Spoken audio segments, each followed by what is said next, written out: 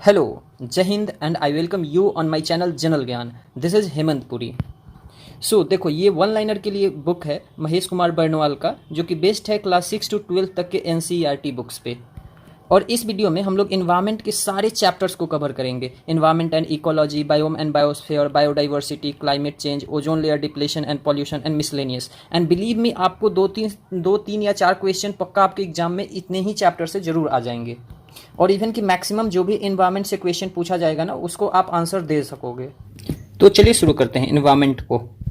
तो देखो, मैं ऑलरेडी आपको पैटर्न बता चुका हूँ पिछले वीडियोज में। मैं क्वेश्चंस करूंगा, ठीक है। मैं क्वेश्चंस पूछूंगा and you have to answer, you have to think your answer, ठीक है। उसके बाद मैं आंसर ऑलरेडी बताऊंगा ही, ठीक है। So what is our first question? Ecology is the study of traditional relation between home. Ecology जो स्टडी है, ये स्टडी है किसका? ट्रेडिशनल रिलेशन का। तो आपको बताना है कि किन के बीच में, ठीक है। तो ये ऑर्गेनिजम्स एंड इन्वायरमेंट के बीच में होता है, ठीक है। What is our next question? What are the three major components of the environment? Environment के तीन मेजर कंपोनेंट्स क्या क्या हैं?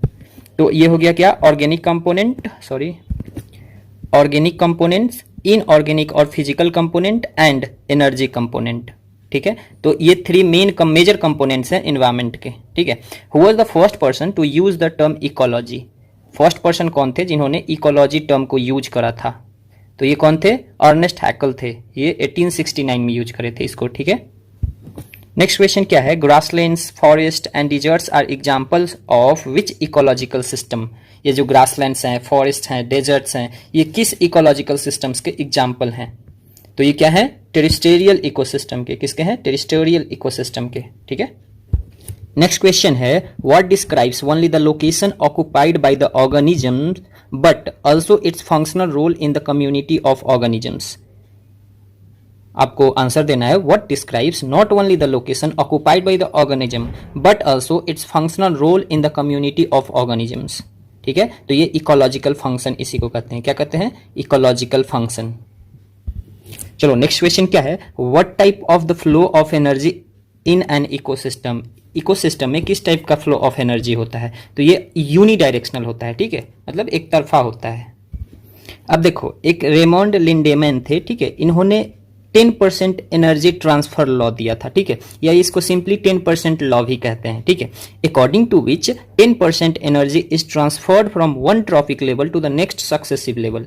Majority of energy is lost during respiration and energy transfer, ठीक है। इसका कंसेप्ट समझो अगर आपको नहीं आता है तो, ठीक है।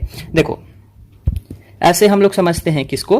ट्रॉपिक लेवल्स को। सबसे पहले कौन आते हैं? प्रोड्यूसर्स आते हैं, उसके बाद प्राइमरी कंज्यूमर्स आते हैं, फिर सेकेंडरी कंज्यूमर्स आते हैं, फिर टर्शियरी कंज्यूमर्स आते हैं, ठीक है। तो हम लोग प्रोड्यूसर्स में हम लोग हमेशा किसको रखते हैं? वैसे चीज जो क्लोरोफिल को कंटेन करता है, ठीक है। अब इसमें आप प्लांट्स मत बोल देना, ठीक है। फिर आप इसमें सिर्फ प्लांट्स बोलोगे, ट्रीज एंड प्लांट्स बोलोगे तो फिर एल्गी छूट जाएगा, ठीक है। और एल्गी भी प्रोड्यूसर में आता है, क्योंकि वो भी क्या है? उसके पास भी क्लोरोफिल होता है एंड वो भी फोटोसिंथेसिस करता है, ठीक है। तो आप सिंपली प्रोड्यूसर्स कौन होते हैं? तो जो क्लोरोफिल कंटेन करते हैं, ठीक है। अब देखो, चलो ठीक है, मान लेते हैं ये प्लांट्स हो गए, ठीक है, समझने के लिए। फिर प्राइमरी कंज्यूमर्स कौन हो गए? तो प्राइमरी कंज्यूमर कौन होते हैं? जो प्लांट्स को डायरेक्टली खाते हैं, ठीक है। जैसे मान लो डियर हो गया, ठीक है। अब डियर को कौन खाता है? लायन खाता है, ठीक है। अच्छा, लायन को कौन खाता है? मान लो कि मर गया तो इसको वल्चर खा जाएगा, ठीक है, वल्चर खा जाएगा। तो ये टर्शियरी समझ सकते हो, ठीक है। अब देखो क्या होता है कि सनलाइट से, सपोज करो यहाँ सूरज उगा हुआ है और इसका लाइट आ रहा है, ठीक है। तो इसका कहा जाता है इसके पास जो 100% यहाँ से जो एनर्जी निकलता है पृथ्वी तक पहुंचने के लिए, तो यहाँ सिर्फ 10% पहुंचता है, ठीक है। अब इस 10% का मात्र 10% प्लांट्स कंज्यूम करते हैं, ठीक है। मतलब यहाँ से जो 10% एनर्जी आया, इसमें से मान लो, समझो यहाँ से 100 kg एनर्जी चला, ठीक है, 100 kg एनर्जी चला, यहाँ पहुंचा तो कितना हुआ? 10 kg आया, ठीक है। इस 10 kg का सिर्फ 10% मीन्स 1 kg प्लांट्स ने कंज्यूम किया, ठीक है। फिर डियर ने इसका कितना? मात्र 10% मीन्स 100 ग्राम इसका एनर्जी कंज्यूम करा, ठीक है। जब लायन ने खाया तो इसने 10 ग्राम एनर्जी कंज्यूम किया, ठीक है। अब वल्चर ने जब लायन को खाया तो इसने 1 ग्राम एनर्जी कंज्यूम किया, ठीक है। तो ऐसे चलता है, ठीक है। तो देख सकते हो, इसे ही क्या कहते हैं? 10% एनर्जी ट्रांसफर, ठीक है। और इसको किसने दिया था? तो रेमंड लिंडमैन ने दिया था, ठीक है। और इन्होंने ये भी बताया था कि इसमें जो ये एनर्जी का ट्रांसफर होता है उस समय बहुत ज़्यादा एनर्जी लॉस्ट कर जाती है। तो देख सकते हो यहाँ 9 kg एनर्जी लॉस्ट कर गया था सेकेंडरी कंज्यूमर प्राइमरी कंज्यूमर तक जाते जाते, ठीक है, सॉरी प्रोड्यूसर तक जाते जाते, ठीक है। तो इसे आप समझ सकते हो कि 10% एनर्जी लॉ कौन है। सिंपली आप याद रखना कि 10% एनर्जी ट्रांसफर लॉ ये रेमंड लिंडमैन ने दिया था और इसमें 10% का एनर्जी ट्रांसफर होता है ईच ट्रॉपिक लेवल पे, ठीक है। चलो नेक्स्ट क्वेश्चन क्या है, what is the pyramid of fauna in terrestrial ecosystem. Terrestrial ecosystem में ये फौना का जो पिरामिड होता है ये क्या होता है, तो ये अपराइट की तरफ होता है, ठीक है।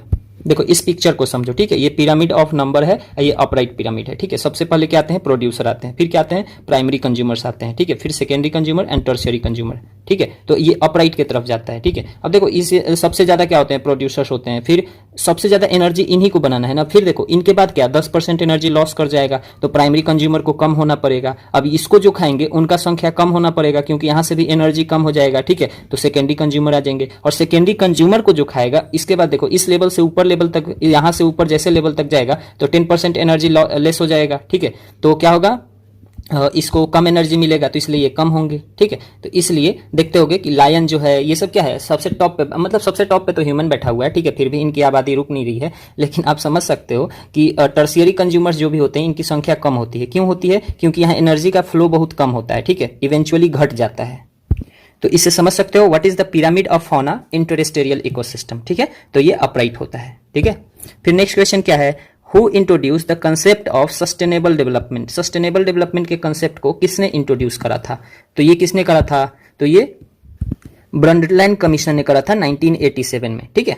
फिर देखो नेक्स्ट क्वेश्चन क्या है कि which is the most sustainable ecosystem. सबसे ज्यादा सस्टेनेबल इकोसिस्टम कौन सा है, तो ये कौन सा है, ओशन है, ठीक है। देखो तो यही वजह है परहैप्स, ठीक है, कि आप जब जाओगे ओशन में, देखो हम लोगों ने टेरेस्ट्रियल में क्या देखा था कि अपराइट पिरामिड बन रहा था, ठीक है, अपराइट बन रहा था, मतलब जो टर्शियरी कंज्यूमर्स थे वो कम होते गए थे, ठीक है। लेकिन यहाँ जो होंगे ना वो ज्यादा हो जाएंगे, ठीक है। देखो सेकेंडरी कार्निवोर जो होते हैं ये जैसे बड़े बड़े फिशेस हो गए, ये सबसे टॉप पे होते हैं, ठीक है। और जो यहाँ प्रोड्यूसर्स होते हैं, प्लांट्स होते हैं, एक्वेटिक प्लांट्स जो होते हैं, ये क्या होते हैं, सबसे कम होते हैं, ठीक है। इसको क्या कहते हैं, फाइटोप्लैंक्टन कहते हैं, क्या कहते हैं, फाइटोप्लैंक्टन कहते हैं, ठीक है। यहाँ जो हर्बीवोर होते हैं ये क्या होते हैं, जू प्लैंक्टन होते हैं, ठीक है। और प्राइमरी कार्निवोर जो होते हैं स्मॉल फिशेस होते हैं, ठीक है। तो इसलिए आप देखते होगे कि एक्वेटिक में जब हम लोग जाते हैं तो फिशेस को ही खाती हैं। क्यों खाती हैं, क्योंकि वो प्रोड्यूसर बहुत कम है, उसके ऊपर डिपेंडेंट ज्यादा नहीं रहा जा सकता है, ठीक है। तो बड़ी मछलियां छोटे मछलियां को खा जाती हैं, ठीक है। या फिर उन्होंने अपना ऐसा नेचर डेवलप कर लिया है कि कुछ भी डेड एंड डिकेइंग चीजों को भी खा जाएंगे, ठीक है। डेड एंड डिकेइंग चीजें कह लो या फिर आप कह सकते हो सड़े गले चीजों को, जो मांस का टुकड़ा होता है या फिर जो बचता है उसको फेंक दिया जाता है एक्वेटिक इकोसिस्टम में और उसको ये लोग खा जाता है, ठीक है। तो आप बस इसमें इतना याद रखना कि देखो जब हम लोग टेरेस्ट्रियल पिरामिड की बात करेंगे तो इसमें अपराइट पिरामिड बनेगा, ठीक है। इसमें क्या बनेगा, अपराइट पिरामिड बनेगा। लेकिन जैसे ही हम लोग आ जाएंगे कि इसमें बायोमास में, सॉरी मैरीन इकोसिस्टम में, तो इसमें क्या हो जाएगा, इसमें उल्टा हो जाएगा, ठीक है। तो इसमें इन्वर्टेड पिरामिड बनेगा, ठीक है। नेक्स्ट क्वेश्चन क्या है हमारा, how many types of ecological pyramids are there. कितने तरह के इकोलॉजिकल पिरामिड्स हैं, ठीक है। तो 3 तरह के हैं, कौन कौन, pyramids of number, biomass and energy. देखो सबसे पहले हो गया पिरामिड ऑफ नंबर, यहां मैं आपको बताया था बायोमास, ठीक है। पिरामिड ऑफ बायोमास यहाँ कैसे हो रहा था, ठीक है। ये देखो टेरेस्ट्रियल में था, ग्रासलैंड में था, इसलिए क्या था, हम लोग देख रहे थे टर्शियरी कंज्यूमर्स जो थे ये कम थे, ठीक है, और प्रोड्यूसर्स ज्यादा थे, ठीक है। लेकिन इसका उल्टा कहाँ हो गया था, यहाँ पे देखोगे मैरीन इकोसिस्टम में उल्टा हो जाता है, ठीक है। तो इसको इन्वर्टेड पिरामिड कहते हैं, ठीक है। चलो नेक्स्ट क्वेश्चन क्या है, which type of organisms are called decomposers in the context of food chain in the ecosystem. Decomposers जो होते हैं वो किस टाइप के ऑर्गेनिजम्स को कहा जाता है, तो ये फंगी एंड बैक्टीरिया होते हैं, ठीक है। फंगी एंड बैक्टीरिया ही डिकम्पोजर्स होते हैं, ठीक है। चलो नेक्स्ट क्वेश्चन क्या है, in which ecosystem is the pyramid of biomass inverted. किस इकोसिस्टम में इन्वर्टेड हो जाता है ये पिरामिड, तो अभी मैंने बताया इन द इक्वेटिक इकोसिस्टम। किस में हो जाता है, इन द इक्वेटिक इकोसिस्टम, ठीक है। चलो नेक्स्ट क्वेश्चन क्या है, what is the rotation of elements called in the ecosystem, ठीक है। एलिमेंट्स का जो रोटेशन होता है इकोसिस्टम में उसको क्या कहते हैं, क्या कहते हैं, तो इसको बायोकेमिकल साइकिल कहते हैं, क्या कहते हैं, सॉरी बायोजियोकेमिकल साइकिल कहते हैं, क्या कहते हैं, बायोजियोकेमिकल साइकिल कहते हैं, ठीक है। नेक्स्ट क्वेश्चन क्या है, what are the major primary producers of organisms in marine ecosystem, ठीक है। क्या है, what are the major primary producer, major primary producers कौन कौन से हैं, पर्टिकुलरली मरीन इकोसिस्टम में देखा जाए तो इसको क्या कहते हैं, फाइटोप्लैंक्टन। अभी मैं थोड़ी देर पहले बताया था, इधर देखो यहाँ जो प्रोड्यूसर्स थे इनको क्या कहते थे, फाइटोप्लैंक्टन, ठीक है। अच्छा, eight which level of food chain, next question क्या है, eight which level of food chain do the herbivores और द प्राइमरी कंज्यूमर एग्जिस्ट, ठीक है। फूड चेन के किस लेवल पे हर्बीवोर जो होते हैं या प्राइमरी कंज्यूमर ये एग्जिस्ट करते हैं, ठीक है, तो सेकंड पे, ठीक है, क्योंकि फर्स्ट पे कौन आता है, प्रोड्यूसर्स आते हैं, और ये वैसे ऑर्गेनिजम्स होते हैं जिनके पास क्या होता है, क्लोरोफिल होता है, ठीक है। चलो नेक्स्ट क्वेश्चन क्या है, what is considered to be the major source of energy for the ecosystem, major source of energy किसको कहते हैं, तो ये सोलर रेडिएशन या सनलाइट जो आता है उसे ही कहते हैं, ठीक है। इवन कि ये ओनली सोर्स आप इसे कह सकते हो, only source of energy on the earth है, ठीक है। क्यों ओनली सोर्स है, क्योंकि लाइट एनर्जी आता है, इसको क्लोरोफिल होता है, ये क्या करता है, इसको केमिकल एनर्जी में कन्वर्ट कर देता है, और इवेंचुअली वही केमिकल एनर्जी इधर से उधर घूमते रहता है, ठीक है। तो हम लोग क्या कह सकते हैं कि ये one of the only source है, ठीक है, only source of energy on the earth है, ठीक है। अब देखो अगर हम लोग यहां देखें इकोसिस्टम को, तो इसमें बायोटिक कंपोनेंट्स होते हैं और एबायोटिक कंपोनेंट्स होते हैं, ठीक है। अब देखो बायोटिक कंपोनेंट्स कौन कौन से होते हैं, तो ऑर्गेनिक मैटर और लिविंग थिंग्स हो गया, ठीक है। और कौन क्या क्या हो जाएगा, ह्यूमन है, एनिमल्स है, जू है, प्लैंकटन है, फोटोप्लैंकटन है, ये सब क्या है, ये सब बायोटिक कंटेंट है, ठीक है। इसमें कौन कौन आते हैं, तो प्रोड्यूसर्स है, कंज्यूमर्स है, डिकम्पोजर्स है एंड डेट्रीवोर्स है, ठीक है।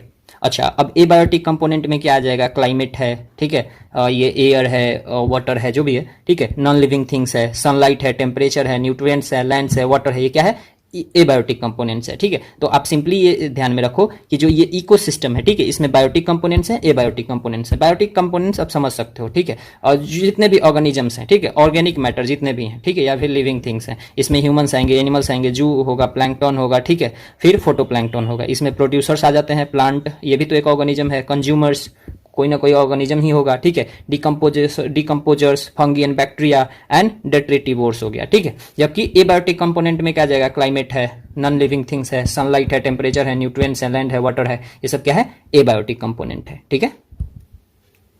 अच्छा, आप देख सकते हो British ecologist AG Tansley first use the term ecosystem in 1935। तो आपसे क्वेश्चन पूछा जा सकता है कि who use the term ecosystem for the first time, तो ये कौन थे, एजी ट्रांसले थे, ठीक है। तो ये है बायोम एंड बायोस्फीयर। तो देखो इसमें हम लोग इंपॉर्टेंट कॉन्सेप्ट्स को समझेंगे जो भी दिया हुआ है, ठीक है, और मैं आपसे फिर क्वेश्चंस करूंगा, आपको देना है आंसर, और आप अगर नहीं दे पाए या दे पाए तो आप खुद को देना, फिर मैं दूंगा आपको आंसर, और फिर नेक्स्ट क्वेश्चन करूंगा, ठीक है। तो चलो शुरू करते हैं। देखो बायोम्स क्या है, तो बुक के अकॉर्डिंग अगर देखें तो देखो biomes are the groups of ecosystems that share similar climatic conditions and same kind of biotic and abiotic factors spread over a large area, ठीक है। तो देखो ये इससे आपको अगर समझ में नहीं आया तो आप अगर जानते होंगे हैबिटेट क्या होता है, ठीक है, हैबिटेट भी कुछ ऐसा ही होता है, ठीक है। तो आप समझ सकते हो कि बायोम्स क्या होते हैं, एक ग्रुप ऑफ इकोसिस्टम होता है, ठीक है, जो कि सिमिलर क्लाइमेटिक कंडीशन शेयर करता है and same kind of biotic and abiotic factors को भी शेयर करता है, ठीक है, और ये बहुत ही लार्ज एरिया पे स्प्रेड होता है, इसे ही क्या कहते हैं, बायोम्स कहते हैं। और इसे आप समझने के लिए हैबिटेट्स भी कह सकते हो, ठीक है। हैबिटेट्स थोड़ा सा अलग हो जाएगा लेकिन आप समझ सकते हो, ठीक है। देखो all biomes together make a biosphere, ठीक है। अगर आपसे पूछे बायोस्फीयर आप जानते होगे, बायोस्फीयर क्या होता है, देखो आप जानते हो एटमॉस्फेयर होता है क्या, ठीक है, हाइड्रोस्फीयर होता है क्या, ठीक है, लिथोस्फीयर होता है क्या, ठीक है, ये तीनों होते हैं, और तीनों जहाँ मिलते हैं वहीं बनता है बायोस्फीयर, ठीक है। मतलब एटमॉस्फेयर भी यहाँ होता है, हाइड्रोस्फीयर भी होता है और लिथोस्फीयर भी होता है, और ये जहाँ मिलते हैं इसे कहते हैं बायोस्फीयर, और यहीं होती है लाइफ। क्या होती है, लाइफ। लाइफ किसकी होती है, अरे सारे ऑर्गेनिजम्स की, और किसकी होगी, ठीक है। तो बायोम्स मिलके क्या बनाते हैं, बायोस्फीयर बनाते हैं। अब ये बायोम्स अगर मैं कहूँ तो ये हाइड्रोस्फीयर बायोम नहीं हो गया क्या, एक लिथोस्फीयर एक बायोम नहीं हो गया क्या, एटमॉस्फेयर एक अलग बायोम नहीं हो गया क्या। तो देखो इन तीनों मिलके क्या बना रहे हैं, बायोस्फीयर बना रहे हैं, ठीक है। अब देखो एटमॉस्फेयर में भी बहुत सारी चीज़ें रहती हैं, हाइड्रोस्फीयर में भी बहुत सारी रहती हैं। हाइड्रोस्फीयर कहने का सेंस क्या, क्या पानी वाला, एक्वेटिक, ठीक है, जलीय जंतु कह लो, ठीक है। तो तीनों मिलके क्या बनाती है, बायोस्फीयर बनाती है, ठीक है। अब देखो नेक्स्ट क्या है, अब आपसे मैं करूंगा क्वेश्चंस एंड आपको देना है answer. Which is the largest biome on the earth? Largest biome अगर कहा जाए तो क्या है? तो ये क्या है? एक्वेटिक बायोम है, ठीक है, एक्वेटिक बायोम। या फिर इधर मैं जो हाइड्रोस्फीयर आपको जो बता रहा था वो भी कंसीडर कर सकते हो, ठीक है। तो लार्जेस्ट बायोम अगर आपसे पूछा जाए एग्जाम में कि कौन सा है, तो एक्वेटिक बायोम है, ठीक है। चलो नेक्स्ट क्वेश्चन क्या है? Which is the most useful biome in context to biodiversity and biomass? Useful biome क्या है अगर बायोडाइवर्सिटी एंड बायोमास के कंटेक्स्ट में देखें तो? इसको कहते हैं टुंड्रा बायोम, ठीक है। क्या कहते हैं? Tundra biome. तो इसको आप कंसीडर कर लो, ठीक है। नेक्स्ट क्वेश्चन क्या है? Which mechanism links all organisms of a community? कौन सा मैकेनिज्म है जो सारे ऑर्गेनिजम्स को जोड़ता है किसी कम्युनिटी के? तो ये क्या है? फूड नेटवर्क या फूड वेब, ठीक है, फूड नेटवर्क या फूड वेब, ठीक है। अब देखो नेक्स्ट क्वेश्चन क्या है? Ebony and mahogany, ebony and mahogany trees are related to which forest? Ebony और महोगोनी ट्रीज किस फॉरेस्ट से रिलेटेड हैं? तो ये ट्रॉपिकल एवरग्रीन फॉरेस्ट से रिलेटेड हैं। किससे हैं? ट्रॉपिकल एवरग्रीन फॉरेस्ट से, ठीक है। नेक्स्ट क्वेश्चन क्या है? Sal, teak and rosewood trees, sal, teak and rosewood trees belongs to which biome? ठीक है, ये तीनों किस बायोम से बिलोंग करता है? तो किससे करता है? तो मानसून फॉरेस्ट बायोम से। किससे करता है? मानसून फॉरेस्ट बायोम से, ठीक है। देखो आप इसे मेमोराइज करते जाना, ठीक है। अगर आपको मेमोराइज करने में दिक्कत हो रही है तो आप कमेंट में टाइप करो, ठीक है। इस पर जब उंगली आपकी चलेगी तो ये दिमाग में आपके जाएगा, अदरवाइज इसका आप नोट्स भी बना सकते हो, ठीक है। नेक्स्ट क्वेश्चन क्या है? Which biome has highest primary productivity? कौन से बायोम के पास हाईएस्ट प्राइमरी प्रोडक्टिविटी है? तो ये कौन सा है? तो ये है इक्वेटोरियल फॉरेस्ट बायोम। क्या है? इक्वेटोरियल फॉरेस्ट बायोम, ठीक है। यहाँ सब पेड़ पौधे भी बहुत बड़े बड़े होते हैं, फिर क्या बारिश अक्सर होते रहती है, अक्सर क्या रोज होते रहती है, ठीक है। नेक्स्ट क्वेश्चन क्या है? Which biome is considered to be the world's most disturbed ecosystem? कौन सा बायोम है जो दुनिया का सबसे डिस्टर्ब्ड इकोसिस्टम बनाता है? तो कौन सा है? तो ये है मानसून बायोम, ठीक है, मानसून बायोम। तो यहाँ आप देख सकते हो यूक्लिप्टस ट्री होता है, यूक्लिप्टस ट्री, हम लोग इधर इसको भिक्स का पेड़ कहते हैं बिहार में, ठीक है। भिक्स का पेड़ आप देखते होगे, उसका पत्ता जो रहेगा वो थोड़ा सा तिरछा तिरछा ऐसे ऐसे रहेगा, ठीक है। और इसमें गिलास टाइप का, गिलास का पेड़ भी कहा जाता है इसको कहीं कहीं, ठीक है। तो इसी को कहते हैं यूक्लिप्टस ट्री, ठीक है। तो ये इसको इकोलॉजिकल इनिमी कहा जाता है। क्यों? क्योंकि ये बहुत ही ज़्यादा मात्रा में पाया जाता है ऑस्ट्रेलियन कंटिनेंट में, ठीक है। और इसका एक खराबी क्या है कि जहाँ भी एक पेड़ लगा दीजिएगा ना, वहाँ जैसे जैसे इसके बीज गिरेंगे तो बहुत, मतलब इसका जो सीड होता है वो वेस्ट बहुत कम होता है, ठीक है। इसका सीड का वेस्ट एवरेज बहुत कम है, ठीक है। तो एक पेड़ लगा दिए बस वहाँ 500 पेड़ उग जाएगा, ठीक है। तो इसलिए इसको क्या कहा जाता है? इकोलॉजिकल एनिमी कहा जाता है, ठीक है। अब देखो the creatures living in the deep water of the ocean are known as, ठीक है। डीप वाटर में जो रहते हैं, ओशन के डीप वाटर में जो रहते हैं, उन क्रिएचर्स को क्या कहते हैं? तो क्या कहते हैं? तो उसको बेंथोस कहते हैं। क्या कहते हैं? बेंथोस कहते हैं, ठीक है। देखो एक बीनीथ वर्ड होता है, बीनीथ मतलब होता है नीचे, ठीक है।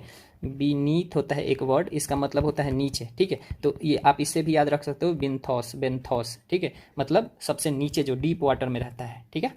ओके, नेक्स्ट क्या होता है? नेक्स्ट क्या क्वेश्चन है? Plants are green due to presence of which pigment? किस पिगमेंट के वजह से प्लांट जो होते हैं ये ग्रीन होते हैं? तो किस पिगमेंट की वजह से होते हैं?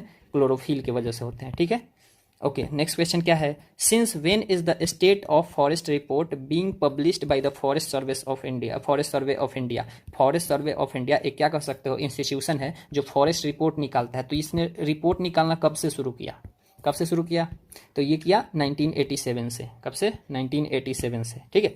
चलो नेक्स्ट क्वेश्चन, नेक्स्ट क्या है कि देखो India state of forest report is published every 2 year by the forest survey of India, Dehradun. तो देखो यहाँ से आप एक और इंपॉर्टेंट कंसेप्ट समझो, इंपॉर्टेंट चीज समझो कि फॉरेस्ट सर्वे ऑफ इंडिया कहाँ लोकेटेड है? देहरादून में है। और ये हर 2 साल में अपना रिपोर्ट निकालता है जिसको कहते हैं India state of forest report, ठीक है।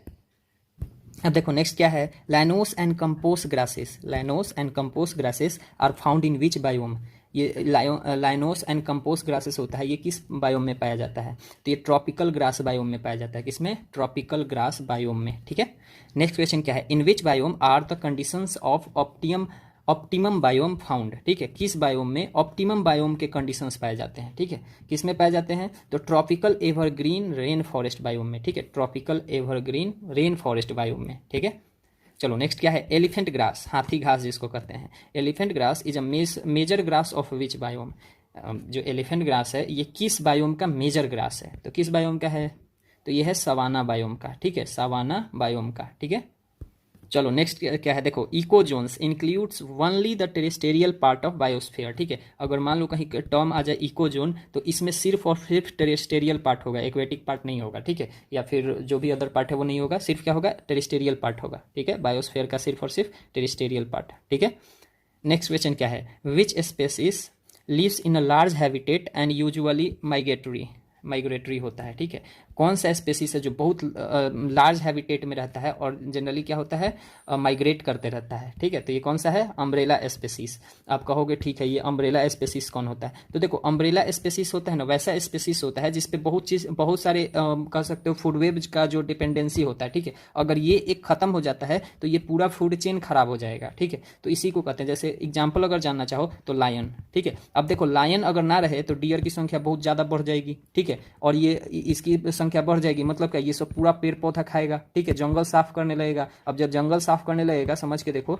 ठीक है, क्योंकि देखो ये डियर के साथ इशू क्या है ना, कि ये छोटे छोटे जो मासूम पेड़ होते हैं ना, उन्हें ही खा जाता है। ठीक है, उन्हें बड़ा होने ही नहीं देता है। ठीक है, तो लायन इसको खा जाता है तो पेड़ पौधे बच जाते हैं, वो बड़े होते हैं, तो उस पर बहुत सारी मतलब कि डाइवर्सिटी रहती है, जैसे कि बर्ड्स हैं, अदर जितने भी हैं, तो आप समझ सकते हो। तो इसी के क्या कहते हैं, अम्ब्रेला स्पेसीज कहते हैं। ठीक है, देखो आ ही गया। ठीक है, यहाँ देखो टाइप्स ऑफ स्पेसीज। अब स्पेसीज देखो, इससे इंपॉर्टेंट है ये बहुत टॉपिक, ध्यान से समझना। ठीक है, क्योंकि एग्जाम में पूछता है, आपसे पूछ देगा ना कि डोमिनेंट, जैसे कंगारू पूछ देगा, कंगारू किस स्पेसीज में आता है, ऑप्शन में रहेगा dominant species, keystone species, foundation species और अम्ब्रेला स्पेसीज।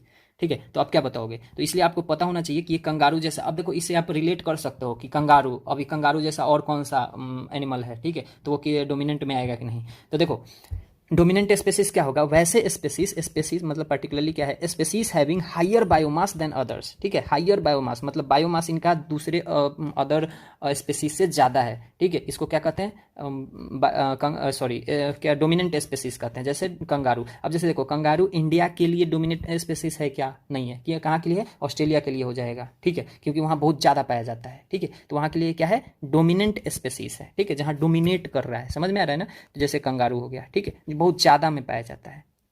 अच्छा ठीक है, अब देखो की स्टोन स्पेसीज है, क्या है, की स्टोन स्पेसीज। तो देखो species exerting strong control on other species या over community by nature of its biological role, if they disappear other species will vanish. मतलब देखो ये जो है ना, ये जो की स्टोन स्पेसीज होता है, ये क्या करता है, एक स्ट्रॉन्ग कंट्रोल बना के रखता है अदर या स्पेसीज पे या फिर पूरे कम्युनिटी पे। ठीक है, ये अपने इकोलॉजिकल रोल के वजह से। ठीक है, तो अगर मान लो कि ये खत्म होता है तो अदर स्पेसीज, जैसे समझो ये बेस, देखो बेस स्पेसीज कह सकते हो इसको। ठीक है, जिसमें बहुत सारे डिपेंडेंट होते हैं, जैसे मैं कहूँ डियर। ठीक है, तो देखो डियर क्या है, की स्टोन स्पेसीज हो जाएगा। क्यों, क्योंकि देखो इस पे लायन भी डिपेंडेंट है। ठीक है, टाइगर भी डिपेंडेंट है, फिर चीता भी डिपेंडेंट है। ठीक है, बहुत सारी चीज़ इस पे डिपेंडेंट है। और सोचो डियर खत्म हो जाता है तो लायन खाएगा क्या, तो आप कहोगे ठीक है वो तो जिराफ मार लेगा, एलिफेंट मार लेगा। लेकिन सोचो ना, ये आप कह सकते हो जिराफ भी तो इसी में आ जाएगा।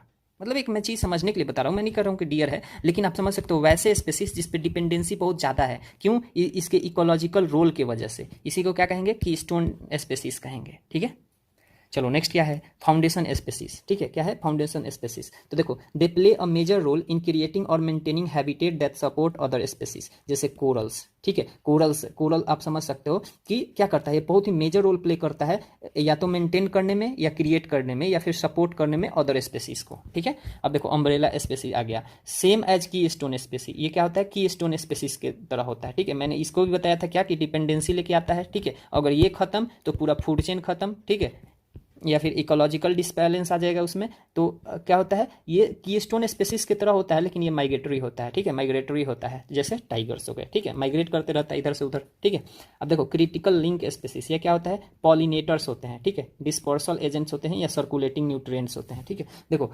क्रिटिकल लिंक स्पेसीज जैसे मैं कहूँ कि क्या है, जैसे कह लो आप हनी बी। ठीक है, हनी भी ये क्या करता है, ये पॉलिनेटर्स है या फिर डिस्पर्सल एजेंट्स है। क्या करता है, एक फूल पे बैठता है, उसमें से नेक्टर को चूसता है। ठीक है, और अपने पैरों में क्या कर लेता है, एक फूल का जो कह सकते हो आप गैमेट होता है उसको दूसरे फूल में ले जाके पहुंचा देता है।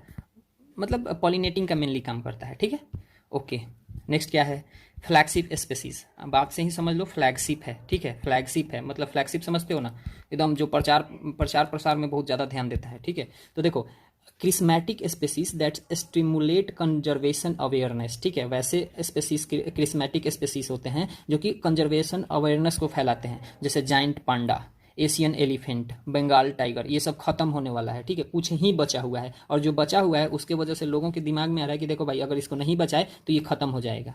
तो क्या है, इसका बहुत ही भाव बट्टा मिल रहा है, समझ में आ रहा है ना। तो इसके वजह से क्या है, इसके तरफ लोग इसको मतलब क्या कर रहे हैं, कंजर्व करने के लिए काम कर रहे हैं, तो इसी को क्या कहेंगे, फ्लैगशिप स्पेसीज कहेंगे। अब देखो इंडिकेटर स्पेसीज होता है ऑर्गेनिजम्स विच प्रेजेंस और absence signals a change in environmental condition, ठीक है, मतलब वैसा स्पेसीज जो अगर प्रेजेंट है तो हम कहेंगे कि अच्छा ये है, ठीक है, इधर मतलब इन्वायरमेंट कंडीशन ठीक है, अगर ये नहीं है मतलब हम कहेंगे कि इन्वायरमेंटल डिग्रेडेशन शुरू हो गया। जैसे एग्जांपल ले लो लीचेंस, लीचेंस को क्या कहते हैं, इंडिकेटर स्पेसीज कहते हैं, ठीक है। चलो अगर हम लोग नेक्स्ट क्वेश्चन देखें, in any biome the life of animals their intensity और of activity and their number और डिपेंड्स अपॉन, ठीक है, डिपेंड्स ऑन, किसी भी बायोम में एनिमल्स का लाइफ, उसके intensity of activity and number किस पे डिपेंड करता है। तो किस पे डिपेंड करता है, तो देखो ये किस पे करेगा, स्ट्रक्चर पे, ग्रॉस बायोमास पे एंड कंपोजिशन पे, ठीक है, structure, gross biomass and composition पे करेगा, ठीक है। देखो which biome in the world is called the main food repository and center of milk business, ठीक है, कौन सा बायोम वर्ल्ड का मेन फूड रिपोजिटरी कहा जाता है, ठीक है, and centre of milk business कहा जाता है। तो कौन सा है ये, तो टेम्परेट ग्रासलैंड बायोम, ठीक है, टेम्परेट ग्रासलैंड बायोम, जैसे इसमें बकरी गाय जो भी आ गया, ठीक है, तो ये सब कहाँ रहता है, ग्रासलैंड में रहता है, ठीक है, टेम्परेट जोन में, ठीक है। चलो नेक्स्ट क्या है, what factors does the species of plants their structure and growth depends upon, ठीक है, कौन से फैक्टर पे प्लांट्स का जो स्पेसीज है और उनका स्ट्रक्चर एंड ग्रोथ है डिपेंड करता है। तो कौन सा फैक्टर है, तो देखो the inter relation of physical and biological factor of the environment, ठीक है, क्या है कि the inter relation of physical and biological factor of the environment, ठीक है। अब देखो biomass include both aquatic and terrestrial parts, ठीक है, बायोमास में दोनों आते हैं, एक्वेटिक भी आते हैं, टेरिस्टेरियल पार्ट भी आते हैं, ठीक है। चलो नेक्स्ट क्या है, in which type of biome the deciduous forest found, ठीक है, कौन से टाइप के बायोम में डेसिडुअस फॉरेस्ट पाए जाते हैं। तो कौन से बायोम में पाए जाते हैं, तो मानसून फॉरेस्ट बायोम में पाया जाता है, किस में पाया जाता है, मानसून फॉरेस्ट बायोम में, ठीक है। नेक्स्ट क्वेश्चन क्या है, देखो what is the transition zone between the two different ecosystems called, ठीक है, दो डिफरेंट इकोसिस्टम के बीच के ट्रांजिशन जोन को क्या कहते हैं, क्या कहते हैं, तो इकोटोन कहते हैं, क्या कहते हैं, इकोटोन कहते हैं, ठीक है। नेक्स्ट क्या है, who first presented the concept of ecological stupa, ठीक है, सबसे पहली बार इकोलॉजिकल स्तूपा के कंसेप्ट को किसने प्रेजेंट किया था, तो चार्ल्स एल्टन ने किया था, किसने किया था, चार्ल्स एल्टन ने, ठीक है। नेक्स्ट क्वेश्चन क्या है, क्वेश्चन नहीं समझो, देखो community refers to all the populations in a specific area at a specific time, इसी को ही कम्युनिटी कहते हैं, ठीक है। अब जैसे कहते हो कि ये मेरा कम्युनिटी है, तो उसमें बहुत सारे लोगों का मतलब क्या कर सकते हो, कलेक्शन है, ठीक है, तो उसको पॉपुलेशन हम कह देंगे, और किसी स्पेसिफिक टाइम में है, ठीक है, तो इसी को क्या कहते हैं, कम्युनिटी कहते हैं, ठीक है। देखो species found in ecotone boundary are known as edge species, ठीक है। अब क्वेश्चन में आ जाए इज स्पेसीज किसको कहते हैं, तो वैसे स्पेसीज जो इकोटोन बाउंड्री के अंदर पाए जाते हैं, ठीक है। अब देखो ये बायोम एंड बायोस्फीयर यहाँ तक खत्म होता है। अब हम लोग देख लेते हैं क्या, बायोडाइवर्सिटी, ठीक है। तो I think you have patience and you are learning. तो चलो क्वेश्चन क्या है, what is the meaning of biodiversity, biodiversity का मीनिंग क्या है, ठीक है। तो देखो presence of different types of plants and animals in a given area, ठीक है, किसी भी गिवन एरिया में प्लांट्स एंड एनिमल्स के जो टाइप्स होते हैं, different plant and different animals जो होते हैं, उन्हीं को क्या कहते हैं, बायोडाइवर्सिटी। देखो यहाँ समझो, यहाँ लगा हुआ है एक बायो मतलब ही होता है लाइफ, ठीक है, क्या लाइफ किसके, ऑर्गेनिजम्स के, डाइवर्सिटी मतलब विभिन्नता, ठीक है, जो डिफरेंट जो उसमें कह सकते हो कि क्या कह सकते हो, डाइवर्सिटी पाया जाता है, तो आप डाइवर्सिटी मतलब जानते हो, तो बायो का डाइवर्सिटी, ठीक है। तो different types of plants and animals in a given area, इसी को क्या कहेंगे, बायोडाइवर्सिटी कहेंगे, ठीक है। चलो नेक्स्ट क्वेश्चन क्या है, देखो who first use the term biodiversity, biodiversity term को पहली बार किसने यूज करा था, तो वाल्टर जी रॉजन ने करा था, वाल्टर जी रॉजन ने 1985 में करा था, ठीक है। चलो ये सब कंसेप्ट को आप याद करते चलो, ठीक है, आप कॉपी में लिखते चलो, ज़्यादा बेहतर होगा, आपको ज़्यादा समझ में आएगा। अदरवाइज ऐसे आपको अगर याद हो रहा है तो ठीक है। देखो माइंड में ना ये सब डेटा जाना चाहिए, ठीक है, एग्जामिनेशन में हिट करता है, ठीक है, तो उससे ऑप्शन से क्लियर हो जाता है फिर कि चलो यही है, ठीक है। देखो, which geographical area is called the store house of biodiversity, कौन से जियोग्राफिकल एरिया को store house of the biodiversity कहते हैं, कौन से के कहते हैं, तो ट्रॉपिकल रेन फॉरेस्ट को कहते हैं, ठीक है, ट्रॉपिकल रेन फॉरेस्ट को कहते हैं store house of the biodiversity, ठीक है। नेक्स्ट क्वेश्चन क्या है, the decade 2011 to 2020 was declared by United Nation as, ठीक है, 2011 से 20 का जो डिकेड था उसको यूनाइटेड नेशंस के द्वारा किस रूप में डिक्लेयर किया गया था, तो किसमें किया गया था, बायोडाइवर्सिटी डिकेड इसको कहते हैं, ठीक है, बायोडाइवर्सिटी। आपसे पूछ लिया जाए कि बायोडाइवर्सिटी डिकेड किसको कहते हैं, ऑप्शन में दे दे 2011 से 2020, 2001 से 2010, 1991 से 2000, तो आप मार दोगे, इसमें देख लोगे आप, ये ऑप्शन है, ठीक है। नेक्स्ट क्या है, who first use the term hot spots, ठीक है, हॉट स्पॉट का टर्म सबसे पहले किन्होंने यूज किया था, किन्होंने किया था, ब्रिटिश बायोलॉजिस्ट थे नॉर्मन मेयर्स, ठीक है, नॉर्मन मेयर्स थे, इन्होंने 1988 में टर्म यूज किया था हॉट स्पॉट। अब बोलोगे आपकी ठीक है, ये हॉट स्पॉट क्या है, तो देखो, areas that are highly productive ecologically, ठीक है, देखो एरियाज, वैसे एरिया जो बहुत हाईली प्रोडक्टिव होते हैं अगर इकोलॉजिकली देखा जाए तो, ठीक है, and where there is availability and biodiversity of endemic species, ठीक है, जहाँ पे अवेलेबिलिटी भी होता है एंड बायोडाइवर्सिटी भी होता है एंडेमिक स्पेसीज के, उन्हें ही क्या कहते हैं, हॉट स्पॉट्स कहते हैं, ठीक है। देखो हॉट स्पॉट्स मतलब कहने का सेंस क्या, कि बहुत ही ज़्यादा प्रोडक्टिव होता है, जैसे किसी जंगल को ले लो, ठीक है, जैसे मान लो मैं आपको एग्जांपल के लिए बता दूं, अमेजन फॉरेस्ट को ले लो, ठीक है, वहाँ आप नोटिस किए होंगे कि वहाँ बहुत सारी स्पेसीज पाई जाती है, दुनिया की बहुत, आई थिंक कि 20 to 50% वहाँ दुनिया की अकेले स्पेसीज पाई जाती है, ठीक है, तो एक बहुत बड़ा हॉट स्पॉट है, समझ में आ रहा है ना। तो इसी तरह हाईली प्रोडक्टिव होता है, मतलब जहाँ ये पेड़ पौधों का, फिर जानवर का, इन सबों का प्रोडक्शन बहुत फास्ट ग्रो हो सकता है, क्यों, क्योंकि वहाँ सारे चीज़ अवेलेबल हैं, ठीक है, तो इसे ही क्या कहते हैं, हॉट स्पॉट कहते हैं, ठीक है।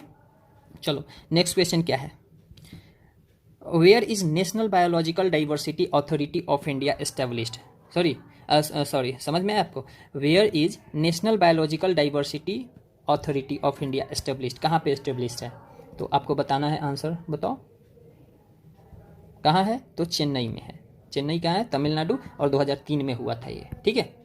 चलो नेक्स्ट क्वेश्चन क्या है, which deciduous shrub is popular in India as Leh berry, ठीक है, कौन सा डेसिडुअस श्रब है, प्लांट है, ठीक है, जो इंडिया में किस नाम से पॉपुलर है, लेहबेरी से, कौन सा है, तो सी बैकथॉर्न है, ठीक है, सी बकथॉर्न, ठीक है, इसे ही क्या कहते हैं, डेसिडुअस श्रब है, जो कि इंडिया में बहुत पॉपुलर है लेहबेरी के नाम से, ठीक है।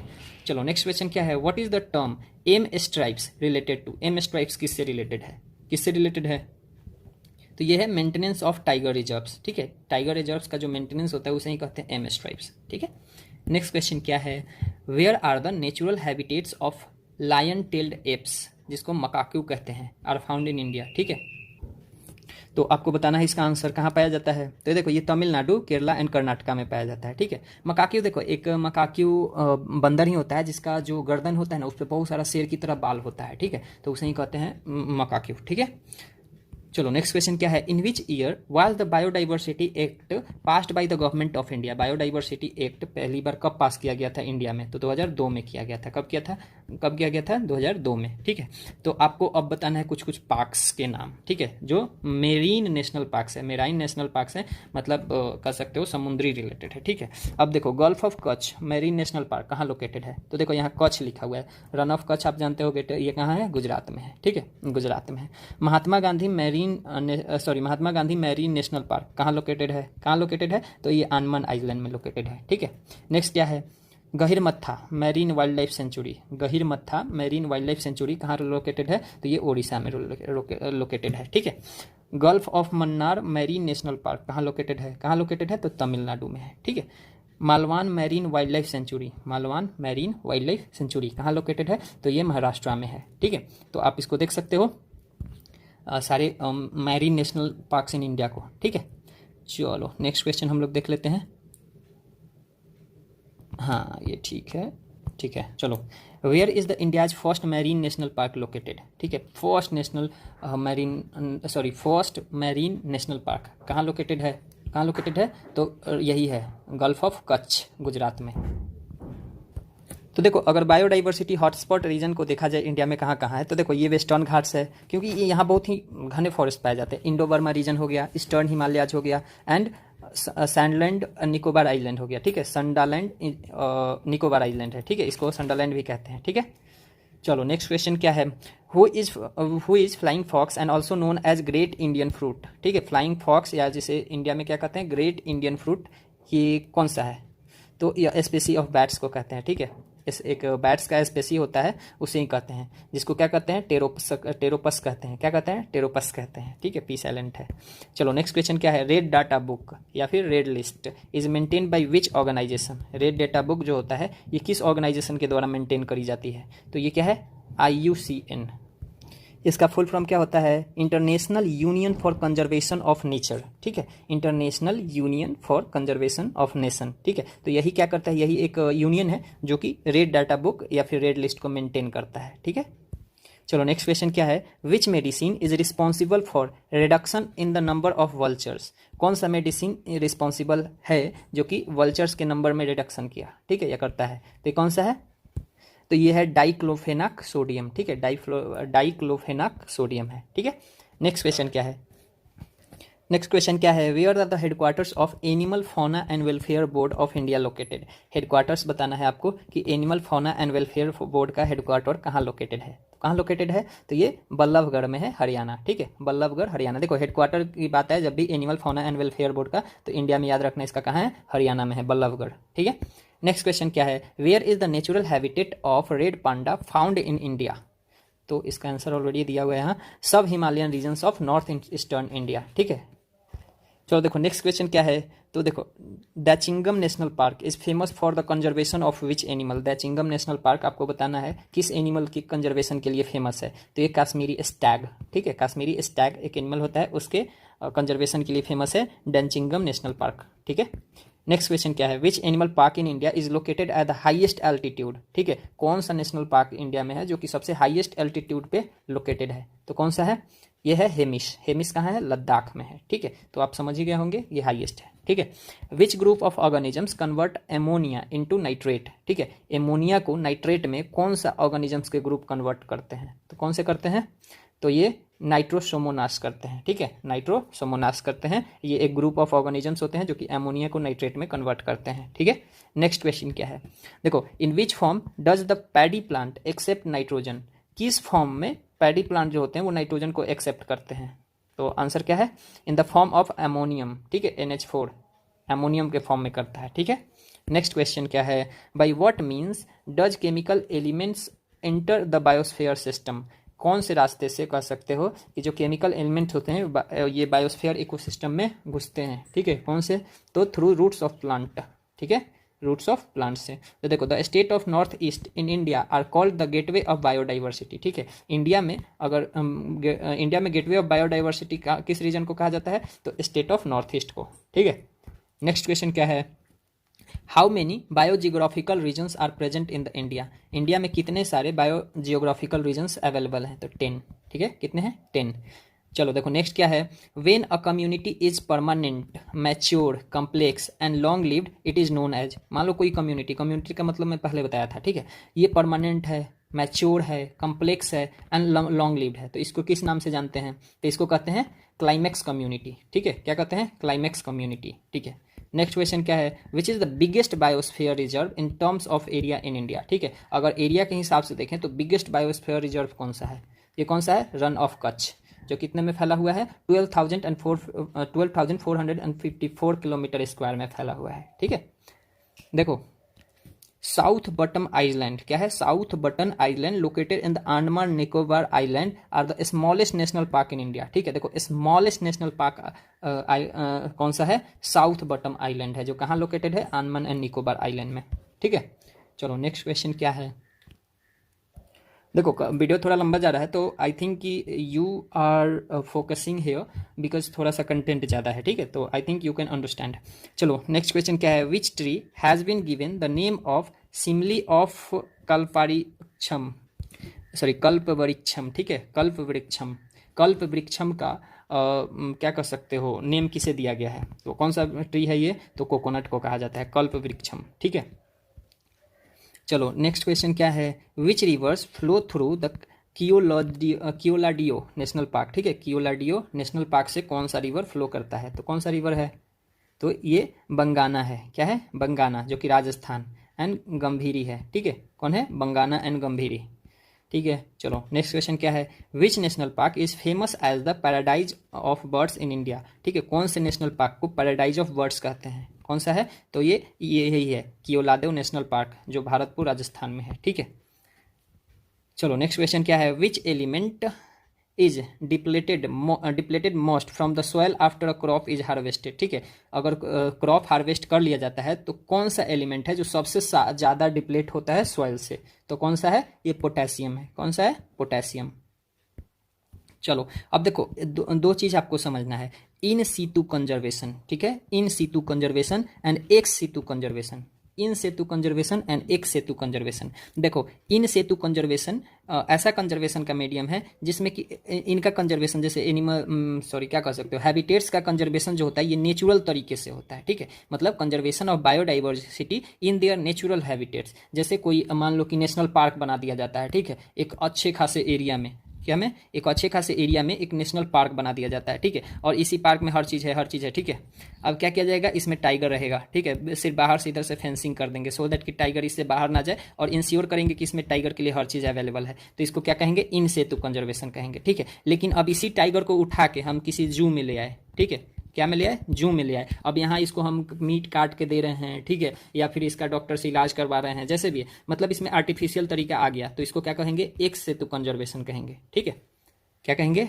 एक सेतु कंजर्वेशन कहेंगे। तो आप देख सकते हो कि conservation of biological diversity outside there natural habitats, क्या है, आउटसाइड देयर नेचुरल हैबिटेट्स। ठीक है, जैसे आप एक मान लो कि गार्डन में जाते हो आप, ठीक है, और सुबह सुबह जाते हो और बहुत सारी चिड़िया उधर आती है तो उसको दाना खिलाते हो, तो वहाँ आप क्या कर रहे हो, वहाँ भी आप कंजर्व कर रहे हो उसको। ठीक है, श्योर कर रहे हो कि उसको कोई मारे नहीं या फिर उसको कोई प्रॉब्लम ना हो, तो उसको कंजर्व आप कर रहे हो, लेकिन क्या कर रहे हो, उसके नेचुरल हैबिटेट में कर रहे हो। लेकिन उसी चिड़िया को उठा ले आप पिंजरा में बांध लिए, ठीक है, तो ये क्या हो जाएगा, एक सेतु कंजर्वेशन हो जाएगा। जैसे देखो इन सेतु कंजर्वेशन के कई एग्जांपल हो जाएगा, नेशनल पार्क्स हो जाएगा, सेंचुरीज हो जाएगा, टाइगर रिजर्व्स हो जाएगा। ठीक है, और एक सेतु कंजर्वेशन का क्या हो जाएगा, देखो जू हो जाएगा, aquarium, seed banks, botanical gardens या आर्टिफिशियल ग्रीन हाउस, ये सब क्या है, एक सेतु कंजर्वेशन है। ठीक है, चलो अब क्वेश्चन बताओ आप।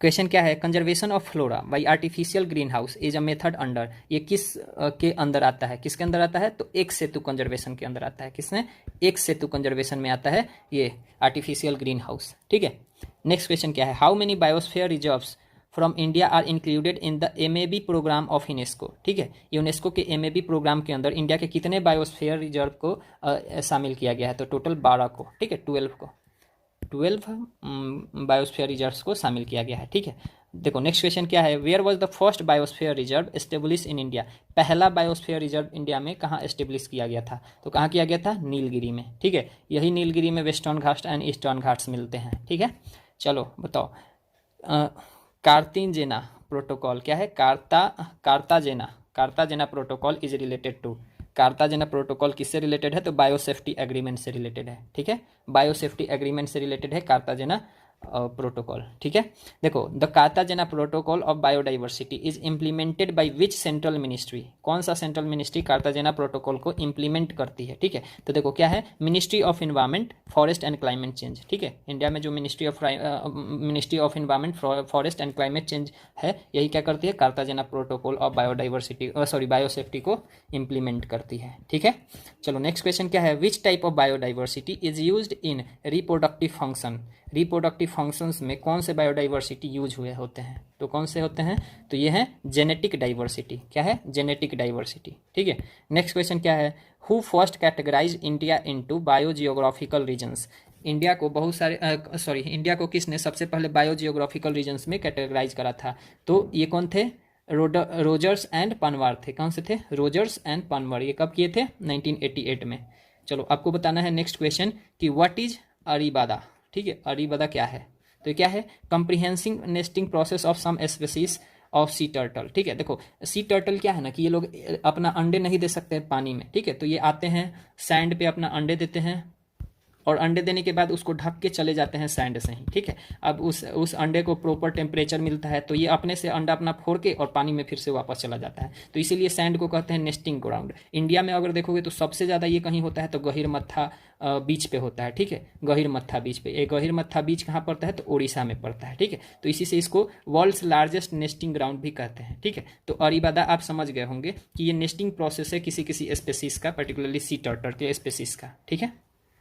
चलो नेक्स्ट क्वेश्चन आपको बताना है कि who has been given the title of Ganga tiger. Ganga tiger किसे कहा जाता है तो डॉल्फिन को कहा जाता है, ठीक है। किसको कहा जाता है, डॉल्फिन को। Where are the headquarters of world wide fund located, ठीक है। वर्ल्ड वाइड फंड का हेडक्वार्टर कहाँ लोकेटेड है तो ये ग्लैंड स्विट्जरलैंड में लोकेटेड है। कहाँ लोकेटेड है, ग्लैंड स्विट्जरलैंड में, ठीक है। देखो हाँ ठीक है। चलो नेक्स्ट क्वेश्चन क्या है, which state has the highest number of national parks. कौन से स्टेट के पास सबसे ज़्यादा नंबर है नेशनल पार्क्स के, तो मध्य प्रदेश के पास है, टोटल 11 है, ठीक है। नेक्स्ट क्वेश्चन क्या है, in which city of India in which city is India's first national centre for marine biodiversity located, ठीक है। National centre of marine biodiversity India के किस पहले सिटी में लोकेटेड है तो ये जामनगर गुजरात में है, ठीक है। कहाँ है, जामनगर गुजरात में, ठीक है। चलो नेक्स्ट क्वेश्चन क्या है, where is the flying lizard called draco found in India, ठीक है। फ्लाइंग लेजर जिसको ड्रैको कहते हैं ये इंडिया में कहाँ पाया जाता है तो कहाँ पाया जाता है तो in the forest of western Ghats, ठीक है। वेस्टर्न घाट्स के फॉरेस्ट में ये ड्रैको जो कि फ्लाइंग लेजर्ड है पाया जाता है, ठीक है। अगला क्वेश्चन क्या है, which is India's largest tiger reserve in the terms of area. India का लार्जेस्ट टाइगर रिजर्व कौन सा है अगर एरिया के सेंस से देखें तो, ठीक है। तो ये है नागार्जुना सागर जो कितना है 3728 किलोमीटर है, जो कि आंध्र प्रदेश में लोकेटेड है, ठीक है। चलो नेक्स्ट क्वेश्चन क्या है, which island in the world is reserve for birds only, ठीक है। कौन सा आइलैंड है दुनिया का जो सिर्फ और सिर्फ बर्ड्स के लिए रिजर्व्ड है, ठीक है। ये कौन सा है, कॉसिन आइलैंड जो सिचलस में है, ये एक टापू है, आपको पता होगा, ठीक है। चलो नेक्स्ट क्वेश्चन क्या है, where was the first bird sanctuary established in India. India में पहला बर्ड सेंचुरी कहाँ एस्टेब्लिश हुआ था, कहाँ हुआ था तो ये वेदांतांगल है, ठीक है। वेदांतांगल ये तमिलनाडु में पड़ता है, 1936 में करा गया था, ठीक है। वेदांतांगल तमिलनाडु 1936, ठीक है। चलो नेक्स्ट क्या है, India's famous Nilgiri biosphere reserve area is spread through out how many state. Nilgiri biosphere reserve जो है इसका एरिया किन किन स्टेट्स में फैला हुआ है तो किन किन में है तो 3 स्टेट्स में है, कर्नाटका, तमिलनाडु एंड केरला में, ठीक है। याद रखना कर्नाटका, तमिलनाडु एंड केरला में नीलगिरी बायोस्फीयर रिजर्व का एरिया फैला हुआ है, ठीक है। नेक्स्ट क्या है, Kanha national park is famous for the conservation of which animal. Kanha national park के बारे में आप जानते होंगे ये किस एनिमल के कंजर्वेशन के लिए फेमस है तो किसके लिए फेमस है तो बारहसिंगा के लिए, ठीक है, बारहसिंगा के लिए।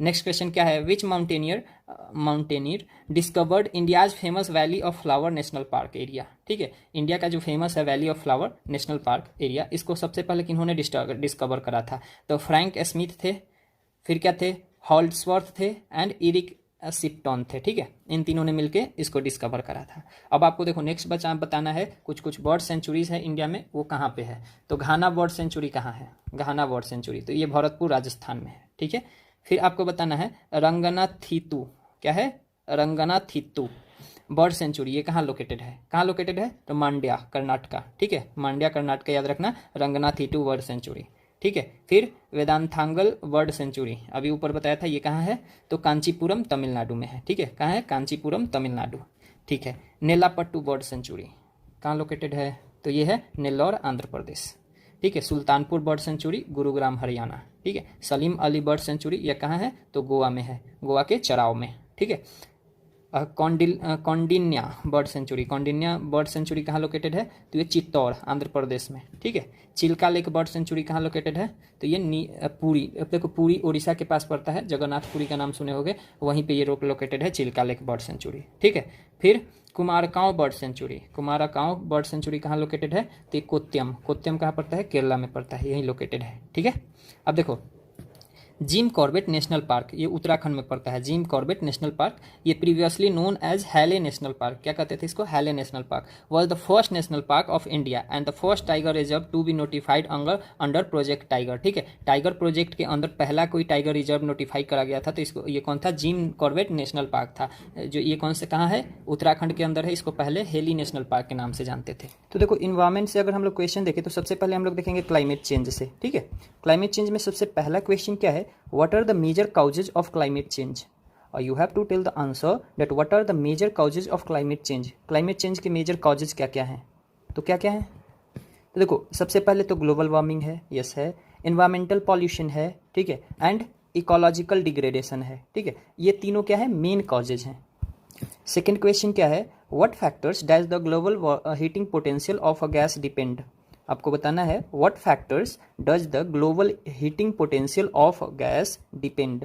ठीक है, किन फैक्टर्स पे ग्लोबल हीटिंग पोटेंशियल डिपेंड करता है। ठीक है, तो देखो क्या है, efficiency of molecules and the atmospheric life time of gas. ठीक है, देखो किसी भी मॉलिक्यूल्स का एफिशिएंसी कितना है, ठीक है, वो कितना हीट को ट्रैप कर सकता है, और उस मॉलिक्यूल का इन्वायरमेंट में या फिर एटमॉस्फेयर में लाइफ कितना है। ठीक है, जैसे मान लो कि एक कोई गैस है, जैसे लेट्स से कि कार्बन डाइऑक्साइड का कोई एटम है, ठीक है, ये कितना गैस होल्ड करता है, कितना हीट को एब्जॉर्ब करके रखता है। ठीक है, और इसका लाइफ टाइम क्या है। अब जैसे CO2 के पार्टिकल्स है, लेट्स से कि ये इन्वायरमेंट में 2 साल तक रह रहा है, तो सोच के देखो कि ये 2 साल तक हीट को ट्रैप करके रखेगा। ठीक है, और अगर मैं कहूँ कि वाटर वेपर है, ठीक है, वाटर वेपर ज़्यादा से ज़्यादा 2 दिन रहेगा। ठीक है, तो ये 2 दिन तक हीट को ट्रैप करेगा और फिर खत्म हो जाएगा। ठीक है, तो ये अगर मैं कहूँ कि ग्लोबल हीटिंग पोटेंशियल किन फैक्टर्स पे डिपेंड करता है, ठीक है, किन गैस के किन फैक्टर्स पे डिपेंड करता है, तो क्या हो गया, efficiency of molecules and the atmospheric life time of the gas. ठीक है, चलो अगर अब हम लोग थोड़ा सा एक डायग्राम समझें,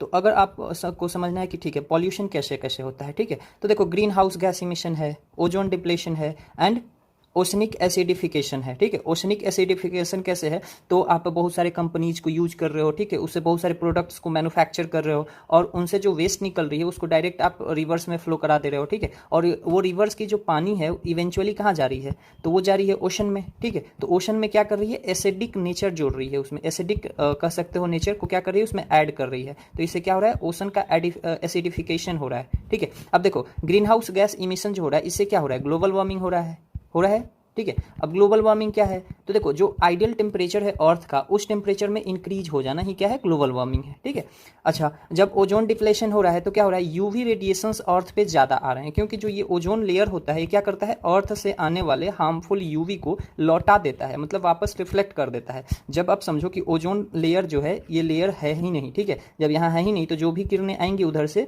जो हार्मफुल है वो क्या करेगी, डायरेक्ट अर्थ के सरफेस पे आ जाएगी या अर्थ पे आ जाएगी। ठीक है, इस पे जितने भी ऑर्गेनिजम्स हैं, लेट्स से ये प्लांट्स हैं, एनिमल्स हैं, ठीक है, इनके लाइफ पे ये एडवर्स इम्पैक्ट डालेगी। ठीक है, तो एक ये हो गया। फिर ओशनिक एसिडिफिकेशन से क्या हो रहा है, कोरल ब्लीचिंग हो रहा है। ठीक है, native impact on marine ecosystem. Marine ecosystem कहने का सेंस क्या हुआ, देखो सबसे पहले इकोसिस्टम क्या होता है, जब बहुत सारे फूड चेन मिल के एक ऐसा सिस्टम बना देते हैं कि वहाँ लाइफ सर्वाइव होने लगता है और वहाँ लाइफ अच्छे से चलने लगता है। ठीक है, तो उसे क्या कर देते हैं हम लोग, इकोसिस्टम कर देते हैं। अब मैरीन में भी तो है, उधर भी एल्गी है, ठीक है, बहुत सारे एक्वेटिक एनिमल्स हैं जो कि कहीं ना कहीं फूड चेन बना रहे हैं और एक इकोसिस्टम भी बना रहे हैं। ठीक है, अब समझो कि जब एसिडिफिकेशन हो जाएगा तो बहुत सारे मेरीन के जो एक्वेटिक एनिमल्स हैं, प्लांट्स हैं, वो क्या करने लगेंगे, धीरे धीरे उनकी लाइफ डिग्रेड होने लगेंगे और इवेंचुअली वो मरने लगेंगे। ठीक है, तो इससे क्या जाएगा, नेगेटिव इम्पैक्ट पड़ेगा मेरीन इकोसिस्टम पे। ठीक है, अच्छा अब देखो इकोलॉजिकल डिग्रेडेशन जो रहा है, इकोलॉजी में जो डिग्रेडेशन हो रहा है इसमें क्या हो रहा है, सॉइल का डिग्रेडेशन हो रहा है, फ्रेश वाटर रिसोर्सेज कम हो रहे हैं, डिफॉरेस्टेशन हो रहा है। इनके वजह से भी क्या हो रहा है, देखो ये सब चीज़ें कहाँ लीड कर रही है, क्लाइमेट चेंज पे लीड कर रही है। आई होप कि आपको ये समझ में आया होगा। ठीक है, चलो अब हम लोग क्वेश्चंस देख लेते हैं। क्वेश्चन क्या है, who introduce the concept of green house gases, जिसको GHGs कहते हैं। ठीक है, ग्रीन हाउस गैसेस। ठीक है, तो इसको किसने इंट्रोड्यूस करा था, concept of green house gases को किन्होंने करा था, तो जोसेफ फॉरियर थे। कौन थे, जोसेफ फॉरियर थे। ठीक है, कौन थे, जोसेफ फॉरियर थे। नेक्स्ट क्वेश्चन क्या है, which is the most brittle ecosystem that will be affected first by global warming. आपको बताना है कि which is the most brittle ecosystem that will be affected by first by global warming.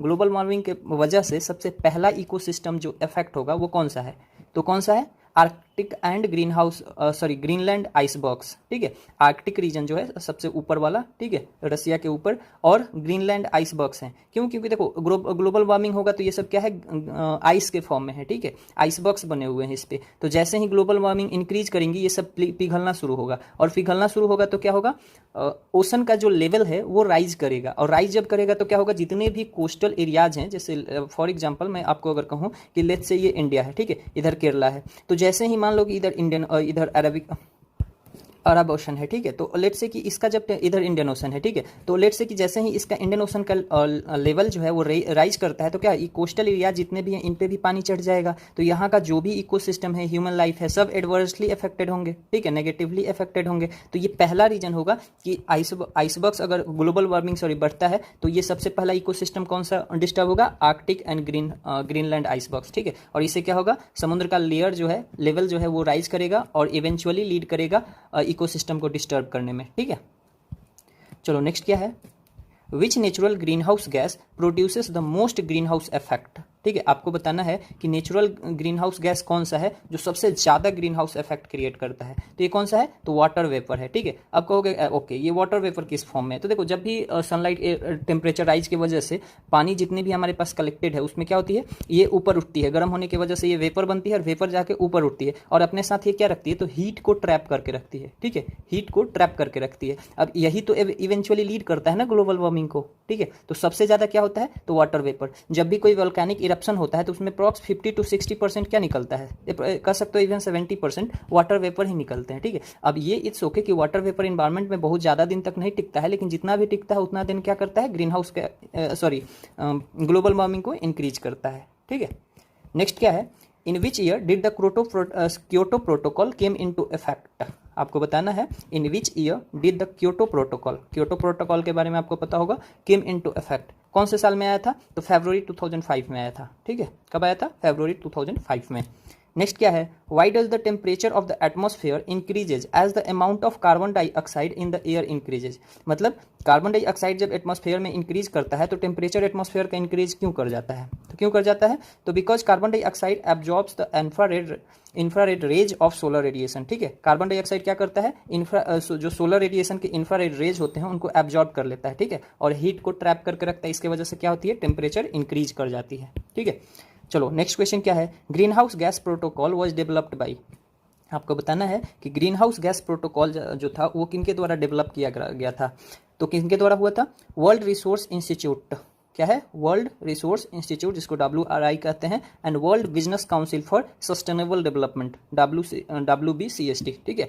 World resource institute and world business council for sustainable development के द्वारा green house protocol develop करा गया था, ठीक है। नेक्स्ट क्या है, what are the major natural sources of methane gas emission, ठीक है, आपको बताना है what are the major natural sources of methane gas emission.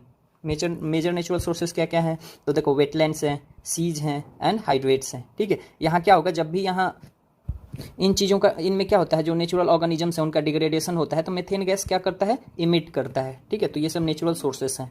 Next क्या है, where are global atmospheric monitoring stations set up to data on world temperature, to get data on world temperature, आपको बताना है where are global atmospheric monitoring stations set up to get data on world temperatures, कहाँ setup करा गया है, कहाँ करा गया है, अल्जीरिया, ब्राज़ील एंड केन्या में, ठीक है, कहाँ, अल्जीरिया, ब्राज़ील एंड केन्या में, ठीक है।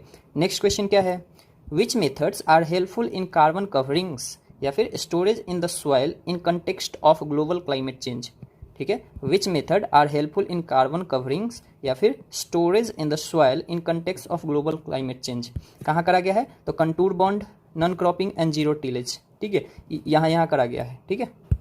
चलो नेक्स्ट क्या है, from where does the cryogenic indicator of climate change are obtained, आपको बताना है from where does the cryogenic indicator of climate change are obtained.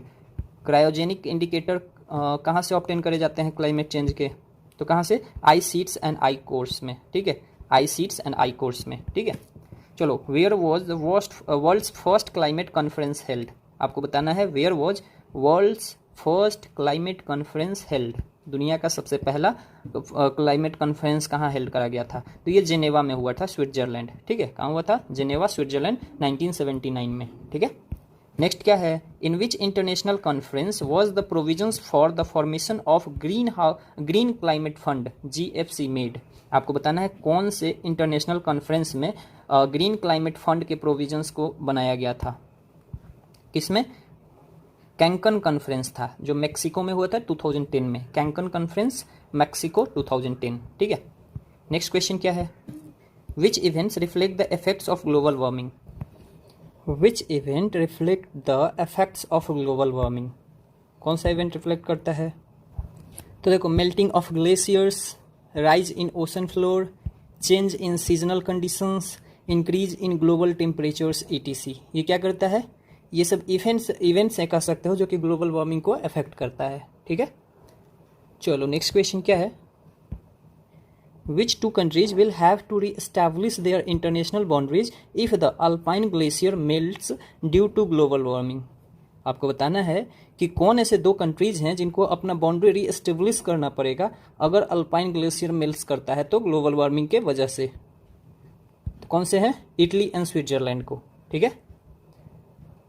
अब देखो, इंपॉर्टेंट कंसेप्ट है, ध्यान से समझना। देखो, water vapour is the most abundant and largest contributor to Earth's greenhouse effect, accounting for about 60% of the global warming effect। ठीक है। Water vapour क्या है? सबसे ज़्यादा abundant and largest contributor है Earth's greenhouse effect में। ठीक है, जो कि approx 60% of total global warming effect का अकेले कंट्रीब्यूट करता है। ठीक है। देखो, it stage in the atmosphere for few days while other greenhouse gases such as carbon dioxide or methane stay in the atmosphere for years, contributing to warming for an extended period। ठीक है। देखो, water vapour तो कुछ दिन के लिए रहता है, फ्यू डेज के लिए, लेकिन कार्बन डाइऑक्साइड, मेथेन है, ये ईयर्स के लिए एटमॉस्फेयर में रहते हैं। ठीक है। और ग्लोबल वार्मिंग में क्या करते हैं? ये एक्सटेंडेड पीरियड तक अपना कंट्रीब्यूशन देते हैं। ठीक है। चलो नेक्स्ट क्या है, when did India agreed to the second commitment period of the Kyoto protocol. ठीक है। क्योटो प्रोटोकॉल का सेकेंड कमिटमेंट पीरियड में इंडिया ने कब अग्री किया था? कब किया गया था? अगस्त 8, 2007 में। अगस्त 8, 2017 में, सॉरी 17। ठीक है। चलो नेक्स्ट क्या है, when was the first report of inter governmental panel on climate change IPCC published. ठीक है। When was the first report of inter governmental panel on climate change published. कब पब्लिश हुआ था? तो ये 1919 में। ठीक है। 1990 में। ठीक है। 1990 में। ठीक है। अब देखो, और बहुत ही अमेजिंग फैक्ट है, you should know, Bhutan is a carbon negative country. क्या है भूटान? एक कार्बन नेगेटिव कंट्री है। It absorb 6 million tons of carbon from the atmosphere every year. ठीक है।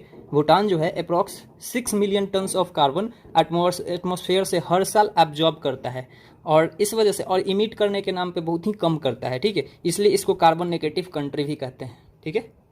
तो देखो, क्लाइमेट चेंज से इतना ही था। अब हम लोग कर लेते हैं ozone layer depletion and pollution से। ठीक है। Ozone layer depletion and pollution से। तो इसमें पहला क्वेश्चन क्या है, ozone layer is located in which layer of the atmosphere. आपको बताना है ozone layer is located in which layer of the atmosphere. किस लेयर में लोकेटेड है ये? तो स्ट्रेटोस्फेयर में है। किस में? स्ट्रेटोस्फेयर। ठीक है। नेक्स्ट क्वेश्चन क्या है, at what height is the ozone layer concentrated in the atmosphere. किस हाइट पे ओजोन लेयर कंसंट्रेटेड होता है इन द एटमॉस्फेयर? तो 20 to 35 किलोमीटर्स। ठीक है। इन the year 2005 who discovered the upper ozone aura of Tibet plateau. आपको बताना है कि 2005 में अपर ओजोन ऑरा को किसने डिस्कवर किया था? टिबेट प्लेट्यू पे। तो किसने करा था? GW केंट मूरे ने। ठीक है। GW केंट मूरे ने। ठीक है। चलो नेक्स्ट क्या है, who discovered the upper ozone hole in Antarctica. ठीक है। Who discovered the upper ozone hole in Antarctica. किन्होंने करा था? तो देखो, जोए फरमान थे, ब्रियन गार्डिनर थे, एंड जोनाथन सैंकलिन थे। ठीक है। Joe Farman, Brian Gardiner and Jonathan Shanklin. ठीक है। चलो नेक्स्ट क्या है, मॉन्ट्रियल प्रोटोकॉल। बहुत इंपॉर्टेंट था। Montreal protocol is related to which issue, या पॉलिटेंट कह सकते हो। किससे रिलेटेड है? तो ये preventing the depletion of ozone layer, जो कब हुआ था? मॉन्ट्रियल प्रोटोकॉल 1987 में, preventing the depletion of ozone layer. देखो नेक्स्ट क्या है, gases responsible for the degradation of ozone layer, gases responsible for the degradation of ozone layer, कौन से गैसेस हैं? तो देखो CFC है, क्लोरोफ्लोरोकार्बन, हैलोजन है, नाइट्रस ऑक्साइड है, फिर ट्राइक्लोरो एथिलीन है, ठीक है, ट्राइक्लोरो एथिलीन है, फिर हेलोन है, ठीक है, हेलोन 1211 एंड 1301 ATC, ये सब क्या है? रिस्पॉन्सिबल हैं। तो इसमें से 2-4 भी नाम याद रखोगे, CFC, halogen, nitrous oxide, trichloro ethylene, ठीक है, फिर हेलोन हो गया, ये सब आप याद रख सकते हो, ठीक है। नेक्स्ट क्या है? What is the unit of measurement of ozone layer, ठीक है, ओजोन लेयर के मापने का यूनिट क्या है? What is the unit? तो ये डॉप्सन यूनिट होता है, ठीक है, DU कहते हैं इसको, डॉप्सन यूनिट, ठीक है, अक्सर एग्जाम में पूछता है, यू शुड नो, ठीक है। What is the size of respirable microscopic particles floating in the air, आपको बताना है रिस्पायरेबल, जो रिस्पायर में आपका चला जाएगा, ठीक है, माइक्रोस्कोपिक पार्टिकल्स जो एयर में फ्लोट कर रहे हैं, तो क्या है? लेस देन 5 माइक्रॉन्स, ठीक है, 5 माइक्रॉन से भी छोटे होते हैं, ठीक है। चलो नेक्स्ट क्या है? How do biodegradable non pollutants inter in the environment, biodegradable जो होते हैं नॉन पॉल्यूटेंट्स एनवायरमेंट में कैसे इंटर करते हैं? तो कैसे करते हैं? Due to the human caused pollution, ठीक है, ह्यूमन कॉज्ड पॉल्यूशन की वजह से, और जो ह्यूमन कॉज्ड पॉल्यूशन होते हैं इसको क्या कहते हैं? एंथ्रोपोजेनिक पॉल्यूशन कहते हैं। क्या कहते हैं? एंथ्रोपोजेनिक पॉल्यूशन कहते हैं, ठीक है। अब देखो नेक्स्ट क्या है? Air pollutants that are directly mixed with the pollutant source in the air are called, air pollutants that are directly mixed with the pollutant source in the air are called, क्या कहते हैं इनको? तो primary pollutants कहते हैं। क्या कहते हैं? Primary pollutants. अब देखो प्राइमरी पॉल्यूटेंट्स क्या होते हैं, देखो directly emitted from fossil fuels consumption, volcanic eruption and factories, ठीक है। देखो जो प्राइमरी पॉल्यूटेंट्स होते हैं कहाँ से डायरेक्टली निकलते हैं? तो फॉसिल फ्यूल कंजप्शन से, पेट्रोल है, डीजल है, ठीक है, LPG है, जो भी है, वोल्केनिक इरप्शन जो होता है, एंड फैक्ट्रीज से, इसको क्या कहते हैं? प्राइमरी पॉल्यूटेंट्स कहते हैं। इसमें क्या क्या आ जाते हैं? अमोनिया है, सल्फर डाइऑक्साइड है, नाइट्रोजन डाइऑक्साइड है, एंड कार्बन मोनोऑक्साइड है, ठीक है, ये सब क्या है? प्राइमरी पॉल्यूटेंट्स हैं। फिर oxides of sulphur, oxides of nitrogen, oxides of carbon, particulate matter, PM, methane, ammonia and chlorofluorocarbons. इसमें क्या और आ जाते हैं? टॉक्सिक मेटल्स, जैसे कि कैडमियम हो गया, lead and copper, which are products of the industrial process, ठीक है, टॉक्सिक मेटल्स देते हैं, जो कैडमियम है, लीड है, कॉपर है, ये सब क्या है? इंडस्ट्रियल प्रोसेसेस के प्रोडक्ट्स हैं। फिर क्या आता है? सेकेंडरी पॉल्यूटेंट्स, ठीक है, तो ground level ozone, smog and POPs, ठीक है, तो ये POPs क्या होता है? परसिस्टेंट ऑर्गेनिक पॉल्यूटेंट्स, ठीक है, परसिस्टेंट ऑर्गेनिक पॉल्यूटेंट्स को क्या कहते हैं? POPs, ठीक है, तो ये सब क्या आ जाते हैं? सेकेंडरी पॉल्यूटेंट्स आ जाते हैं, ठीक है। अब देखो आपको बताना है what type of pollutants are peroxyacetyl nitrates, PAN जिसको कहते हैं, ठीक है, peroxyacetyl nitrates, ozone and smog, ये सब किस टाइप के पॉल्यूटेंट्स हैं? किस टाइप के हैं? तो सेकेंडरी पॉल्यूटेंट्स हैं, ठीक है। चलो नेक्स्ट क्वेश्चन क्या है? What are the air pollutants produce as a result of the action of primary air pollutants and ordinary atmospheric substances, ठीक है, आपको बताना है कि what are the air pollutants produced as the result of the action of primary air pollutants and ordinary atmospheric substances. क्या है answer? तो secondary air pollutants, ये क्या है? कह सकते हो प्रोडक्ट्स हैं, ठीक है। नेक्स्ट क्या है? Which air pollutants dissolve in the hemoglobin of the blood more quickly than oxygen? आपको बताना है कि कौन से एयर पॉल्यूटेंट्स हैं जो कि हीमोग्लोबिन में ऑक्सीजन से भी फास्ट या फिर क्विक डिजॉल्व कर जाते हैं। तो कौन से हैं? कार्बन मोनोऑक्साइड हैं, ठीक है, ये कार्बोक्सी हीमोग्लोबिन बनाते हैं जब हीमोग्लोबिन में मिल जाते हैं। हीमोग्लोबिन किस में पाया जाता है? RBC में, ठीक है, रेड ब्लड सेल्स में। चलो नेक्स्ट क्या है? When inorganic nutrients such as phosphate and nitrates dissolve and enter the aquatic ecosystem, they lead to which phenomenon? जब इनऑर्गेनिक न्यूट्रिएंट्स जैसे कि फॉस्फेट हो गया, नाइट्रेट्स हो गया, ये डिजॉल्व कर जाते हैं और इकोसिस्टम में मिल जाते हैं, तो ये किस फेनोमेनन को लीड करते हैं? तो किसको लीड करते हैं? यूट्रोफिकेशन, ठीक है, यूट्रोफिकेशन को लीड करते हैं, ठीक है। नेक्स्ट क्या है? Which industry labours are most prone to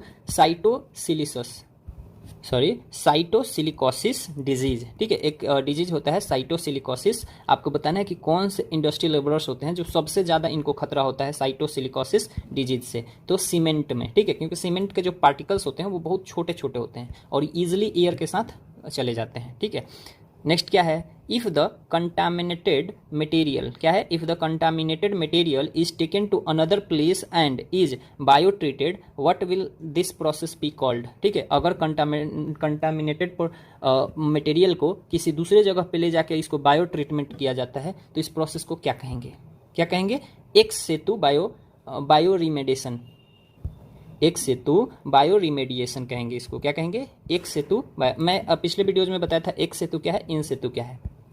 ठीक है, देखो, water pollutants that are decomposed by microorganisms such as bacteria etc into simple harmless elements called, कौन से पॉल्यूटेंट्स होते हैं, तो क्या है, बायोडिग्रेडेबल पॉल्यूटेंट्स होते हैं। ठीक है, चलो नेक्स्ट क्या है, which are the most important factors responsible for the discolouration of Taj Mahal. ठीक है, जो ताजमहल का डिकलोरेशन हो रहा है इसके लिए मोस्ट इंपॉर्टेंट फैक्टर्स क्या क्या हैं, तो क्या क्या है, तो देखो, nanosize carbon airborne particles, automobiles and vehicles air pollutants कह सकते हो, acid rains from the factories and oil refineries. ठीक है, तो देखो, नैनोसाइज कार्बन एयरबोर्न पार्टिकल्स होते हैं जो ऑटोमोबाइल्स एंड व्हीकल से निकलते हैं, फिर एसिड रेन्स जो फैक्ट्रीज एंड ऑयल रिफाइनरीज की वजह से निकलते हैं। ये सब क्या है, मेन रीजन्स हैं जो डीकलरेशन कर रहा है ताजमहल का, पीला पड़ रहा है। ठीक है, what effect does acid rain have on the soil, acid rain का सॉइल के ऊपर क्या इफेक्ट होता है, क्या इफेक्ट होता है, तो सॉइल का जो पीएच वैल्यू होता है वो रिड्यूस कर जाता है, the soils pH value is reduce.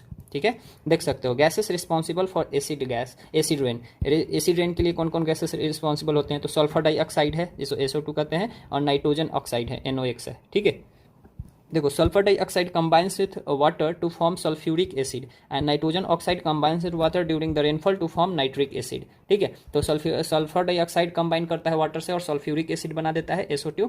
ठीक है, और ये नाइट्रोजन ऑक्साइड वाटर से क्या करके कंबाइन करके नाइट्रिक एसिड बना देता है। ठीक है, दोनों एसिड बना रहा है। ठीक है, अब देखो, इफेक्ट्स ऑफ एसिड रेन क्या हैं, तो washes protective film on the leaves. ठीक है, देखो, पत्तियों के ऊपर एक प्रोटेक्टिव फिल्म होता है, कह सकते हो कि परत होता है, लेयर होता है। ठीक है, उसको क्या कर देता है, ये गिरा देता है, तो पत्तियां क्या होती हैं, सूखने लगती है। ठीक है, फिर स्टंट्स प्लांट ग्रोथ। ठीक है, प्लांट के ग्रोथ को रोक देता है, raise the level of acidity. ठीक है, एसिडिटी लेवल बढ़ा देता है पीएच वैल्यू को घटा के ऑफ वाटर बॉडीज। फिर deteriorate limestone and marble building and monuments. ठीक है, लाइमस्टोन एंड मार्बल बिल्डिंग के जो मॉन्यूमेंट्स होते हैं, ठीक है, उनको क्या करता है, डिटेरियोरेट कर देता है, मतलब इनका जो कह सकते हो आप शाइनिंग वगैरह है उसको कम कर देता है। ठीक है, चलो नेक्स्ट क्या है, which disease is caused by living in an environment that is rich in asbestos fibre, asbestos fibre. ठीक है, which disease is caused by living in an environment that is rich in asbestos fibre. ठीक है, कौन सा disease होता है, तो asbestosis कहते हैं इसको, क्या कहते हैं, एस्बेस्टोसिस, बहुत आसान है याद रखना। देखो, ozone layer was discovered in 1913, ozone layer कब डिस्कवर करा गया था, 1930 में, by the French physicist Charles Fabry के द्वारा एंड हेनरी ब्यूशन के द्वारा। ठीक है, फ्रेंच फिजिसिस्ट थे ये लोग, क्या थे, चार्ल्स फेब्रे एंड हेनरी ब्यूशन। ठीक है, इनके द्वारा ओजोन लेयर को डिस्कवर करा गया था। ठीक है, अब देखो, कुछ कुछ मेजर पॉल्यूटेंट्स हैं, sources, effects on human and environments हम लोग देख लेते हैं। ठीक है, तो देखो, पॉल्यूटेंट्स क्या है, ऑक्साइड्स ऑफ कार्बन। ठीक है, कार्बन के ऑक्साइड जो हैं, ये इनके सोर्सेस क्या है, कंबसन ऑफ कोयल से आते हैं, oil and other fuels, energy production, manufacturing and transport, biomass burning, ये क्या है, सोर्सेस है। इनका इफेक्ट क्या होता है, ग्रीन हाउस इफेक्ट होता है, produces weak carbonic acid adding to acid rains. फिर CO effect human health by binding to haemoglobin which में रिजल्ट इन एस्फैक्सिया में रिजल्ट कर सकता है। Haemoglobin has 250 times more affinity with CO मतलब क्या, ऑक्साइड्स ऑफ कार्बन। ठीक है, as compare to that of O2। ठीक है, ऑक्साइड्स ऑफ सल्फर, ये किससे आता है, combustion of sulphur containing fuel is equal petroleum extinction and refining हो गया। ये सब क्या करता है, damage to human and other animal lungs and is important processor to the acid rain, adverse effect in including corrosion of plant metals and injury और death of animals and plants. ठीक है, इसी तरह ऑक्साइड ऑफ नाइट्रोजन देख सकते हो, burning of fuel से होता है, बायोमास बर्निंग से, by product of manufacturing of fertiliser से होता है ये। ठीक है, फर्टिलाइजर अगर आप बना रहे हो तो इसका बाई प्रोडक्ट क्या निकलेगा, ऑक्साइड्स ऑफ नाइट्रोजन निकलेगा। ये क्या करता है, फॉर्म द सेकेंडरी पॉल्यूटेंट्स। ठीक है, ये फॉर्म करता है कुछ तो करता है। ठीक है, फिर ज़्यादा इंपॉर्टेंट नहीं है, हाइड्रोकार्बन्स HCs, ठीक है। वोलाटाइल ऑर्गेनिक कंपाउंड्स इसको कहते हैं। ये कहाँ से निकलता है? इवेपोरेशन फ्रॉम गैसलाइन टैक्स, ठीक है। फिर देख सकते हो इसमें carcinogenic effect on human, higher concentration are toxic to the plants and animals, some more effective sunlight and produce photochemical smog, ठीक है। Other inorganic other organic compound हो गया जैसे क्लोरोफ्लोरोकार्बन्स हो गया, ठीक है। फॉर्मल्डिहाइड CH2O हो गया, ठीक है। फिर मेथाइल क्लोराइड हो गया, ये सब, ठीक है। ये किससे निकलता है? एरोसल sprays, foam and plastic for making disposal fast food containers या फिर रेफ्रिजरेशन से। रिडक्शन कर देता है किसमें? स्ट्रेटोस्फेरिक ओजोन में, ठीक है। Metal and other inorganic compound जैसे लीड हो गया, mercury, hydrogen sulphide, hydrogen fluoride, ये सब क्या किससे निकलता है? ऑयल वेल्स से, ठीक है। ऑयल वेल्स एंड रिफाइनरीज से, जो तेल निकालने वाले होते हैं ना, और फिर ट्रांसपोर्ट व्हीकल से, फिर म्यूनिसिपल लैंडफिल से। ये क्या करता है? रेस्पिरेटरी प्रॉब्लम्स काज करता है, toxicity and even death to humans and other animals, damage to crops and prove to be carcinogenic, ठीक है। फिर लिक्विड ड्रॉपलेट्स होते हैं, sulphuric acid, nitric acid, pesticides, ये सब किससे निकलते हैं? एग्रीकल्चर पेस्टिसाइड्स या फ्यूमिजेशन ऑयल रिफाइनरीज, इससे निकलते हैं। ये क्या करता है? Contribute to acid rains, corrosion and damage to various life forms in atmosphere, ठीक है। फिर सस्पेंडेड पार्टिकल्स होते हैं जैसे मैटर हो गया, डस्ट, सोयल, सल्फेट सॉल्ट, ये फ्यूल कंबसन से पर्टिकुलरली निकलता है, ठीक है। और इसका क्रोनिक इफेक्ट है ऑन इन रेस्पिरेटरी सिस्टम पे। फिर फोटोकेमिकल ऑक्सीडेंट्स हो गया, ओजोन, O3, ठीक है। फिर पेरोक्सीसाइल हो गया, पेरोक्सीसाइल नाइट्रेट स्पैंस जिसको कहते हैं, ठीक है। इसका photochemical reactions in the atmosphere that involve sunlight, oxides of nitrogen and hydrocarbon effect है। क्या करता है? हेज क्रिएट करता है, प्रोड्यूस करता है, irritation to eyes, nose and throat, respiratory problems इससे होता है, ठीक है। फिर क्या है? अब देखो, रेडन gas is the most important pollutant of indoor air pollution, it causes lung cancer and blood cancer, ठीक है। देखो इसमें कुछ हैं, आप इसको स्क्रीनशॉट लेके या फिर वीडियो को होल्ड करके आप इन सबको पढ़ सकते हो, ठीक है। नोट्स बना रहे हो तो आप नोट्स बना सकते हो, ठीक है। चलो नेक्स्ट क्या है? क्वेश्चन सब है, ठीक है। और main aim to see the questions and practice, ठीक है। नेक्स्ट क्या है? What is meant by bioremediation, ठीक है। बायो रेमिडिएशन से क्या मतलब है आपका? तो क्या है? तो removal of toxin from the environment by living the creature, microbes या बैक्टीरिया हो गया, ठीक है। जो हम लोग टॉक्सिन्स निकालते हैं इन्वायरमेंट से, माइक्रोब्स और बैक्टीरिया को छोड़ के, इसी को क्या कहते हैं? Bio remediation. देखो ना, रेमेडी हो रहा है बायोलॉजिकली, ठीक है। इसी को क्या कहेंगे? बायो रेमिडिएशन कहेंगे। देखो नेक्स्ट क्या है? If bio remediation is done in the polluted area, what is it called? अगर किसी एरिया में, पॉल्यूटेड एरिया में बायो रेमिडिएशन किया जाता है तो इसको क्या कहते हैं? तो इन सेतु बायो रेमिडिएशन कहते हैं। इन सेतु, देखो इन सेतु, एक सेतु दो बार आ गया, मैं अब पिछले वीडियो में बताया था, फिर से बता देता हूँ। जब भी हम ट्रीटमेंट करते हैं ना नेचुरल मेथड से, तो उसको कहते हैं इन सीतु, ठीक है। और जब भी किसी कह सकते हो इनऑर्गेनिक मेथड से या फिर ह्यूमन मेड मेथड से हम लोग उसको रेमिडिएशन करते हैं तो उसको कहते हैं एक सेतु, ठीक है। चलो नेक्स्ट क्या है? What is bioremediation by storing pollutants in roots and leaves called, ठीक है। जो पॉल्यूटेंट्स को स्टोर करते हैं रूट्स में एंड लीव्स में, इस तरह के बायो रेमिडिएशन को क्या कहते हैं? क्या कहते हैं? फाइटो एक्सट्रैक्शन कहते हैं। क्या कहते हैं? फाइटो एक्सट्रैक्शन कहते हैं, ठीक है। चलो नेक्स्ट क्या है? If the contaminated material is taken to another place and is bio treated, what will this process be called? ऊपर बताया था मैं आपको, एक सेतु बायो रेमिडिएशन कहेंगे इसको, ठीक है। देखो नेक्स्ट क्या है? When did the nuclear disaster happened at the nuclear center in Chernobyl, Ukraine, ठीक है। यूक्रेन के चेरनोबाइल में न्यूक्लियर डिजास्टर कब हुआ था? कब हुआ था? तो अप्रैल 26, 1986 को, ठीक है। Which river of India is known as organic desert due to its pollutants, ठीक है। ऑर्गेनिक डेजर्ट्स किस रिवर को कहा जाता है? तो किसको कहा जाता है? दामोदर रिवर को। किसको? दामोदर रिवर को। इसमें बहुत सारी फैक्ट्रियों का क्या होता है? वेस्ट निकलता बहाया जाता है। Which disease occurs in children due to excess nitrate in drinking water, अगर ड्रिंकिंग वाटर में एक्सेस नाइट्रेट हो जाता है तो बच्चों में कौन सी बीमारियां होती है? कौन सी बीमारियां होती हैं? तो ब्लू बेबी सिंड्रोम, या फिर आप कह सकते हो इसको इन्फेंट मेथेमोग्लोबिनेमिया कह सकते हो, ठीक है। मेथेमोग्लोबिनेमिया, ठीक है। आप ब्लू बेबी सिंड्रोम याद रख सकते हो, ठीक है, या फिर इन्फेन मेथेमोग्लोबिनेमिया, ठीक है। Which major pollutants are found in cigarette smoke, ठीक है। सिगरेट स्मोक में मेजरली कौन से पॉल्यूटेंट्स पाए जाते हैं? तो नाइट्रोजन ऑक्साइड होता है, कार्बन मोनोऑक्साइड होता है एंड बेंजीन होता है, ठीक है। Nitrogen oxide, carbon monoxide and benzene, ठीक है। Which ecological issue is associated with the green muffler, ठीक है, ग्रीन मफलर से कौन सा इकोलॉजिकल इशू रिलेटेड है, तो साउंड पॉल्यूशन, ठीक है, किससे, sound pollution. Which gas is release by the incomplete ignition in vehicle, ठीक है, अगर व्हीकल में इनकम्प्लीट इग्निशन होता है, मतलब क्या, फ्यूल जो है वो कंप्लीटली नहीं बर्न कर पाता है, ठीक है, तो कौन सा गैस निकलता है, कौन सा गैस निकलता है, कार्बन मोनोऑक्साइड, ठीक है। चलो नेक्स्ट क्या है, why can't polythene bags be destroyed, polythene bags क्यों नहीं डिस्ट्रॉय किए जा सकते हैं, तो क्योंकि ये पॉलीमर के बने होते हैं, ठीक है, और पॉलीमर क्या होता है, नॉन बायोडिग्रेडेबल होता है, ठीक है। Which gas was leaked from union carbide factory in Bhopal gas tragedy, बहुत इंपॉर्टेंट क्वेश्चन है, 2-3 बार पूछा है, ठीक है।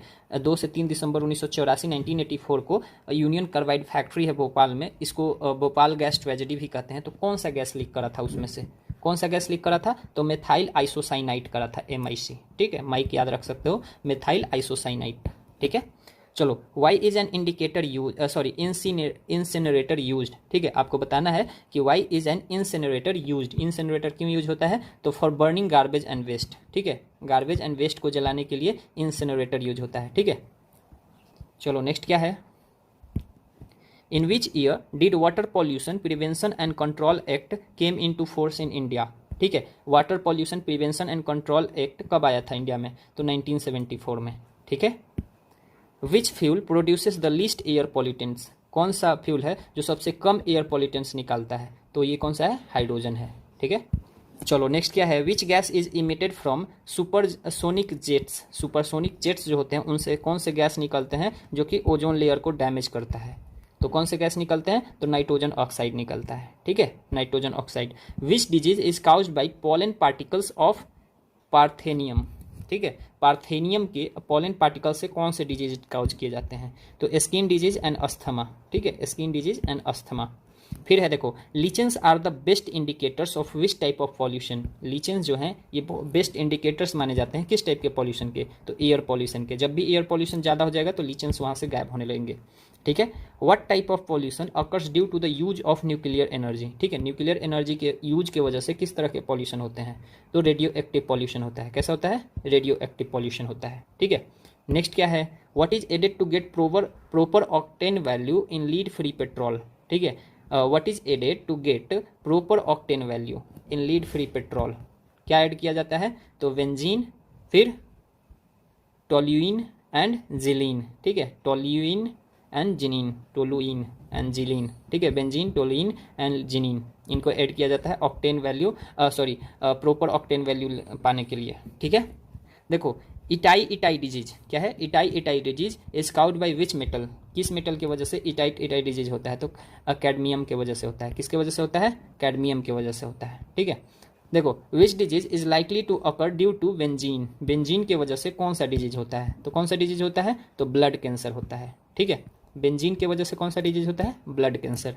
What type of dust particles cause disease like silicosis and asbestosis, asbestosis, ठीक है, sorry asbestosis, silicosis and asbestosis किस डस्ट पार्टिकल की वजह से होता है, तो किसके वजह से होता है, तो dust particles containing silica and asbestos, ठीक है, सिलिका एंड एस्बेस्टोस जिस पार्टिकल्स में होते हैं उसी वजह से क्या होता है, सिलिकोसिस एंड एस्बेस्टोसिस होता है, ठीक है।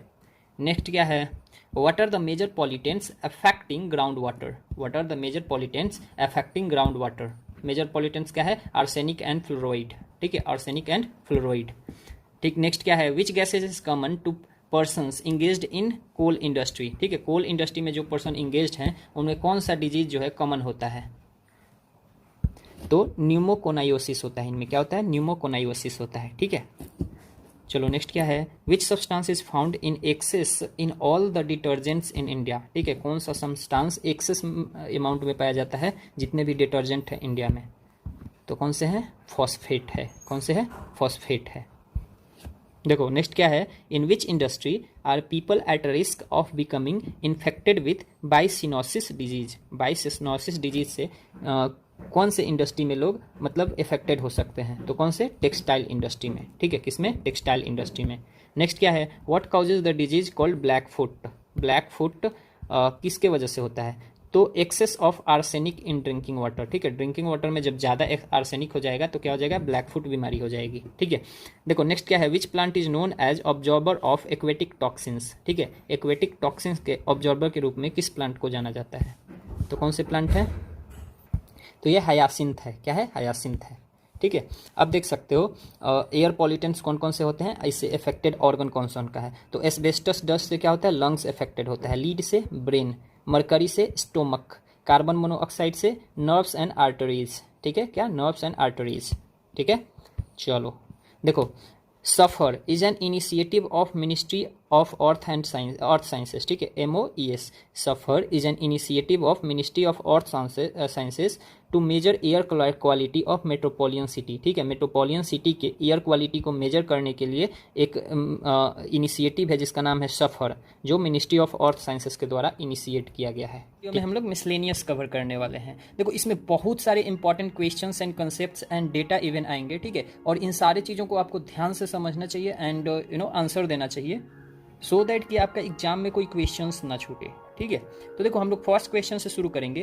क्वेश्चन क्या है, why is pugmark technology used, ठीक है, आपको बताना है why is pugmark technology used.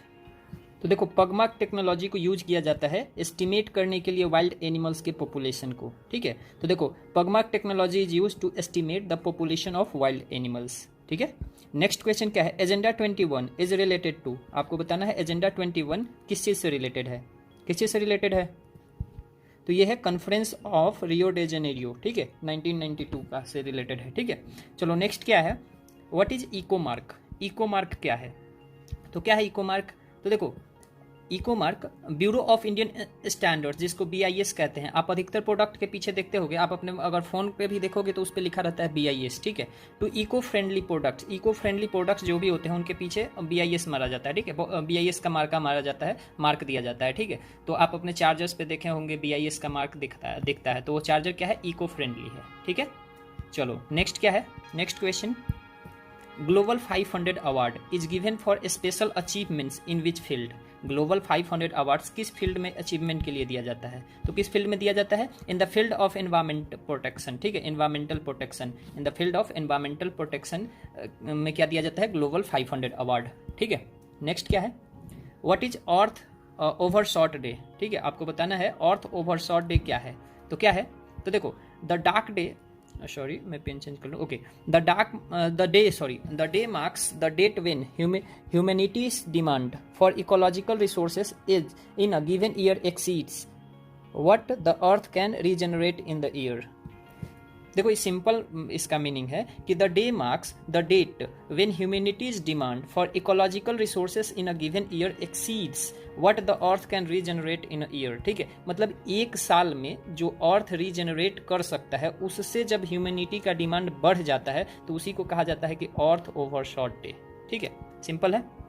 चलो नेक्स्ट क्या है, देखो the concept of earth overshot day was first conceived bye एंड्रियो swims of UK based new economics foundation, देखो UK बेस्ड एक न्यू इकोनॉमिक फाउंडेशन है जिसकी स्थापना 2006 में हुई थी, इसके साइंटिस्ट थे एक एंड्रियो स्विम्स, ठीक है, इन्होंने ही कंसेप्ट दिया था अर्थ ओवरशॉट डे का, ठीक है।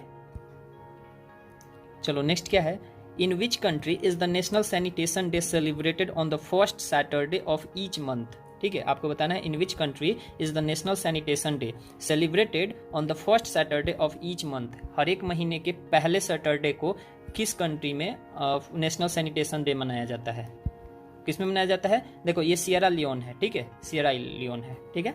चलो नेक्स्ट क्या है, which environmental activist is known as tree man, ठीक है, ट्री मैन से किस इन्वायरमेंटल एक्टिविस्ट को जाना जाता है, तो किनको जाना जाता है, तो चांदी प्रसाद भट्ट को, ठीक है, चांदी प्रसाद भट्ट को, ये चिपको मूवमेंट से एसोसिएटेड हैं, ठीक है। नेक्स्ट क्या है कि in which field Rajiv Gandhi environmental award is given, ठीक है, आपको बताना है कि राजीव गांधी इन्वायरमेंटल अवार्ड किस फील्ड में दिया जाता है, तो किस फील्ड में दिया जाता है, for the contribution in clean technology development, ठीक है, अगर आप क्लीन टेक्नोलॉजी कुछ डेवलप करते हो जैसे सोलर से चलने वाला कुछ भी या कुछ भी, ठीक है, जिससे इन्वायरमेंट पे कोई हार्म नहीं पहुंचता है, तो उसी फील्ड में आपको क्या दिया जाएगा, राजीव गांधी इन्वायरमेंटल अवार्ड, ठीक है।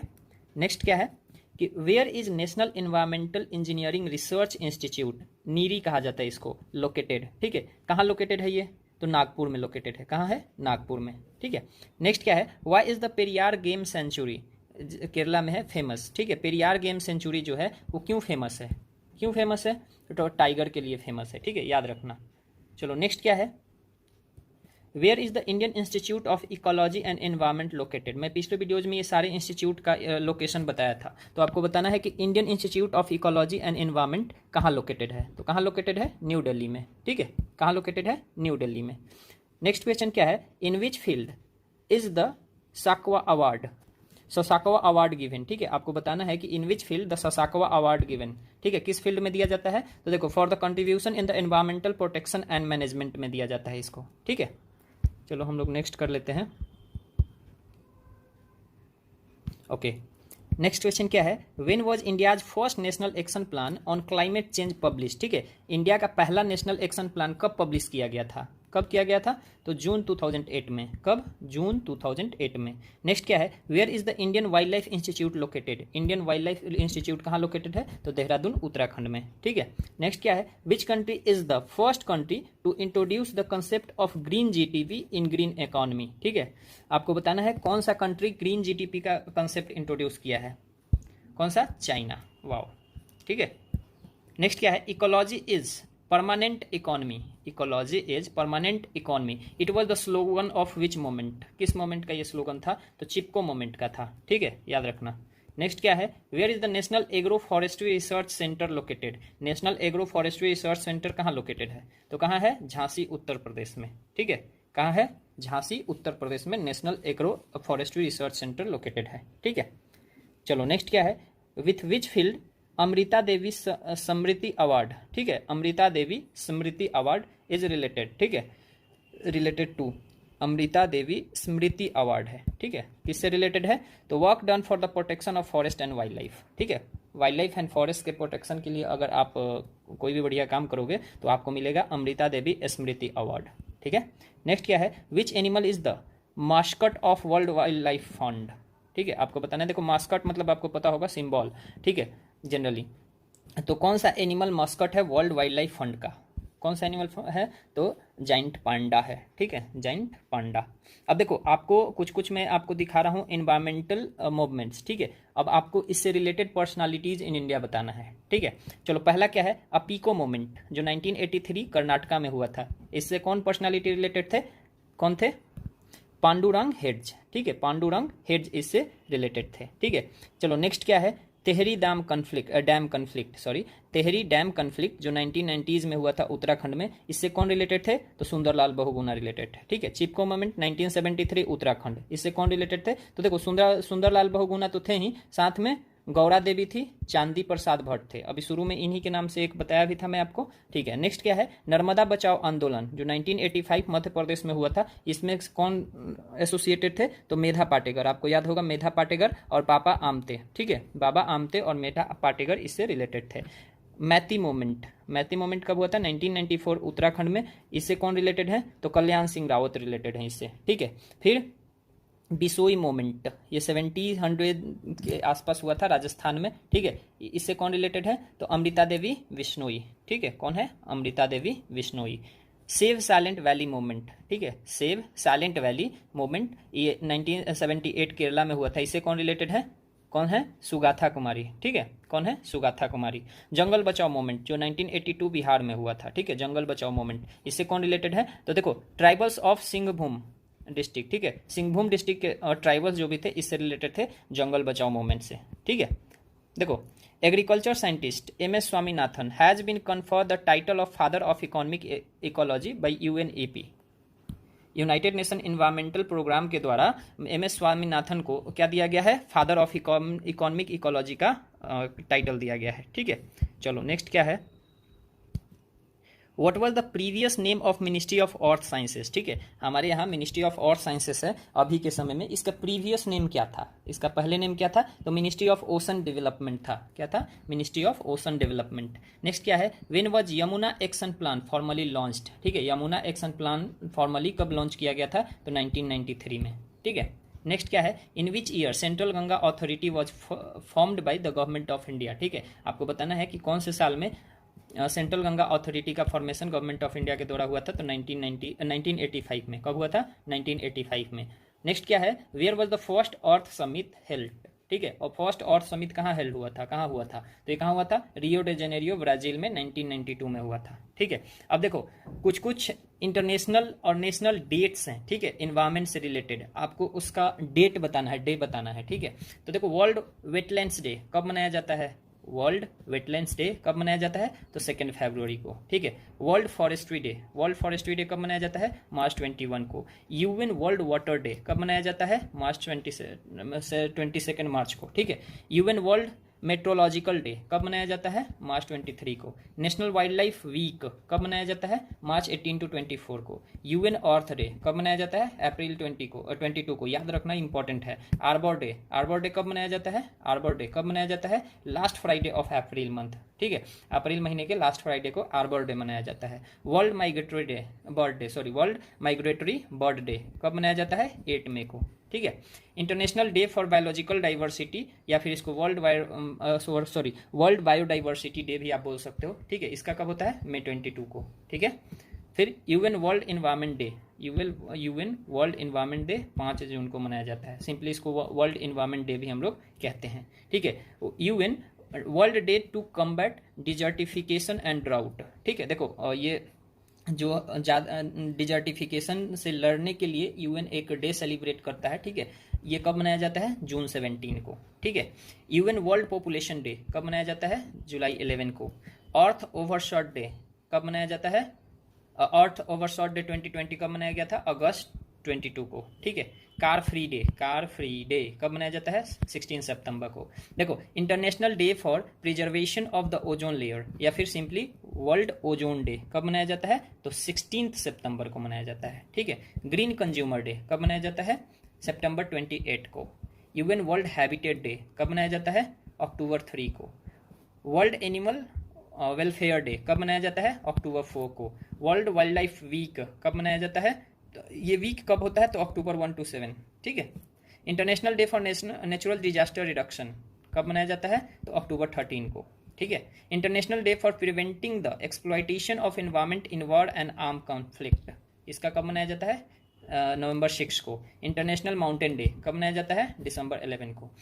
तो देखो ये सब इंपॉर्टेंट डेज थे। देखो आपको अगर इसका पीडीएफ चाहिए, ठीक है, तो इसी वीडियो के लिंक डिस्क्रिप्शन में आपको एक टेलीग्राम का लिंक मिल जाएगा महेश कुमार बर्नवाल के नाम से। ठीक है, उस पर आप क्लिक करके इनके वीडियोज को पीडीएफ को डाउनलोड कर सकते हो। ठीक है, इवन कि उसमें बहुत सारे पीडीएफ्स मिल जाएंगे आपको, पॉलिटी के, जियोग्राफी के, वर्ल्ड जियोग्राफी के। ठीक है, तो आप उस पर जाके सारी डाउनलोड कर सकते हो। ठीक है, चलो नेक्स्ट क्वेश्चन क्या है?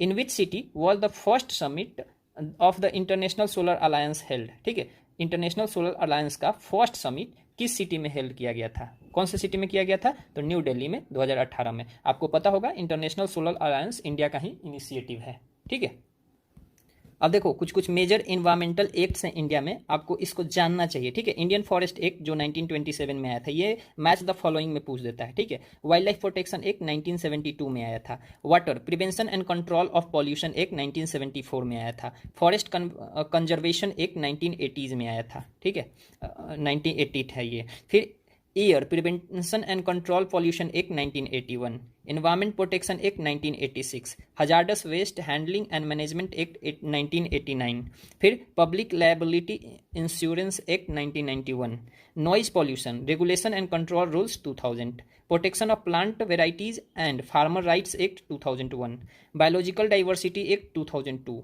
Wildlife Protection Amendment Act 2002, the Scheduled Tribes and Other Traditional Forest Dwellers Recognition of the Forest Rights Act 2006, a National Green Tribunal Act 2010। ये आपको ये सब एक्ट याद करना मतलब याद रखना पड़ेगा। ठीक है, जनरली ये हेल्प करता है एग्जाम में, मैच द फॉलोइंग में, या फिर ऐसे भी पूछ लेता है। ठीक है, तो देखो नेक्स्ट क्या है? Major greenhouse gases and their sources. ठीक है, तो कुछ कुछ ग्रीन हाउस गैसेस हैं और ये कहाँ से निकलता है? तो देखो कार्बन डाइऑक्साइड फॉसिल फ्यूल्स के जलाने से या फिर डिफॉरेस्टेशन के वजह से। ठीक है, क्लोरोफ्लोरोकार्बन्स CFC कहते हैं इसको, ये रेफ्रिजरेशन से, सॉल्वेंट्स से, ठीक है, इंसुलेशन फॉर्म से, एरो क्या है प्रोपेलेंट से, इंडस्ट्रियल एंड कमर्शियल यूजेज से, ठीक है। Methane CH4 growing paddy excreta of cattle and other livestocks, देख सकते हो ये आप, ठीक है। Nitrogen oxide N2O, burning of fossil fuels, carbon monoxide CO जिसको कहते हैं, आयरन ओर स्मेल्टिंग या burning of fossil fuels, burning e waste,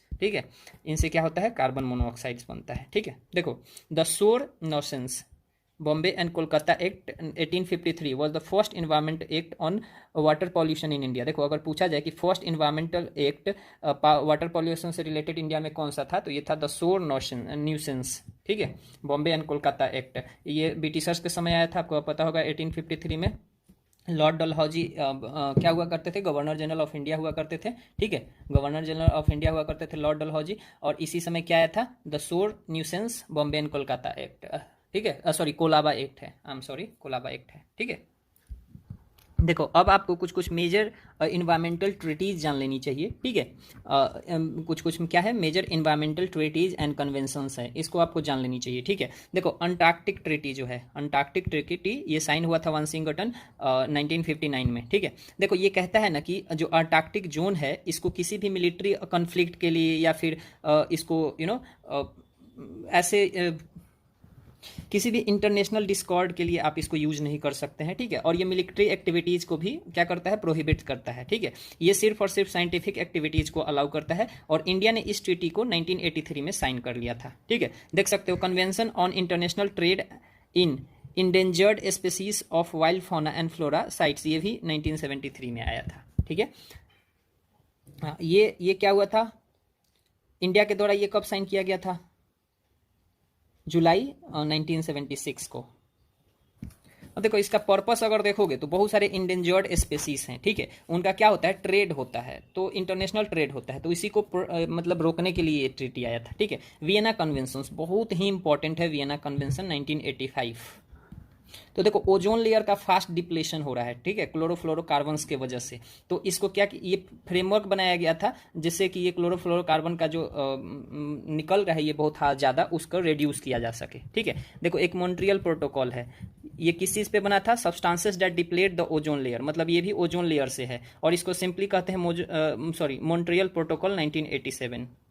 तो देखो ये भी ओजोन डिप्लेटिंग सब्सटेंसेस जितने भी हैं उस पर बैन लगाने या फिर रिड्यूस करने की बात करता है, ठीक है, जो कि फोर्स में आया था 1989 को, और इंडिया ने इसे साइन कर लिया था 1992 को, ठीक है। एक अगला है क्या, Basel convention on transboundary movement of hazardous waste 1989, ठीक है।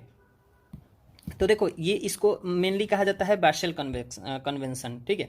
तो देखो क्या होता है कि बहुत सारे कंट्रीज जो है ना ये हजार्डस वेस्ट क्रिएट करते हैं, और चूंकि वो इको फ्रेंडली मैनर में उसको डिप्लेट नहीं कर सकते हैं या फिर डिस्पोज नहीं कर सकते, इसलिए वो किसी समुद्री इलाके में जाके उसको डिस्पोज कर देते हैं, ठीक है। जो कि दूसरे जैसे मान लो कि चाइना वेस्ट क्रिएट किया, ठीक है, और इधर ले आके इंडियन ओशन में उसको छोड़ दिया, तो ऑब्वियसली इंडियन ओशन रीजन वाला मतलब एरिया पॉल्यूट हो जाएगा, ठीक है। तो इसको रोकने के लिए ये बसल कन्वेंशन ले आया गया था, और इंडिया ने इसको कब किया था साइन, 1992 को, ठीक है। देखो नेक्स्ट क्या है, UN framework convention for climate change, UNFCC, ठीक है, 1992। तो देखो इस एक्ट के द्वारा ग्रीन हाउस गैस इमिशन जितने भी हैं, ग्रीन हाउस जैसे अभी थोड़ी देर पहले मैं ऊपर बताया था, कार्बन डाइऑक्साइड हो गया, CFC हो गया, ये सब है, ठीक है। इसको कम रिड्यूस करने के लिए एग्रीमेंट बना है या फिर कन्वेंशन है। और देखो ये प्री इंडस्ट्रियल लेवल, मतलब आप समझ सकते हो कि इंडस्ट्रियल लेवल पे जाने से पहले ही ये क्या करता है, इन चीज़ों को रेगुलेट करवाता है, और कहता है कि आप कुछ लॉ बनाइए अपने कंट्री में जिससे इंडस्ट्री पे थोड़ा सा आप कंट्रोल कर सकें कि वो इन चीज़ों का कम प्रोडक्शन करें या फिर उसका मैनेजमेंट ठीक से करें, ठीक है। तो देखो इसका इंडिया मेंबर कब बना था, 1992 में, ठीक है, और इसको रेटिफाइड कर दिया था 1993 में, ठीक है।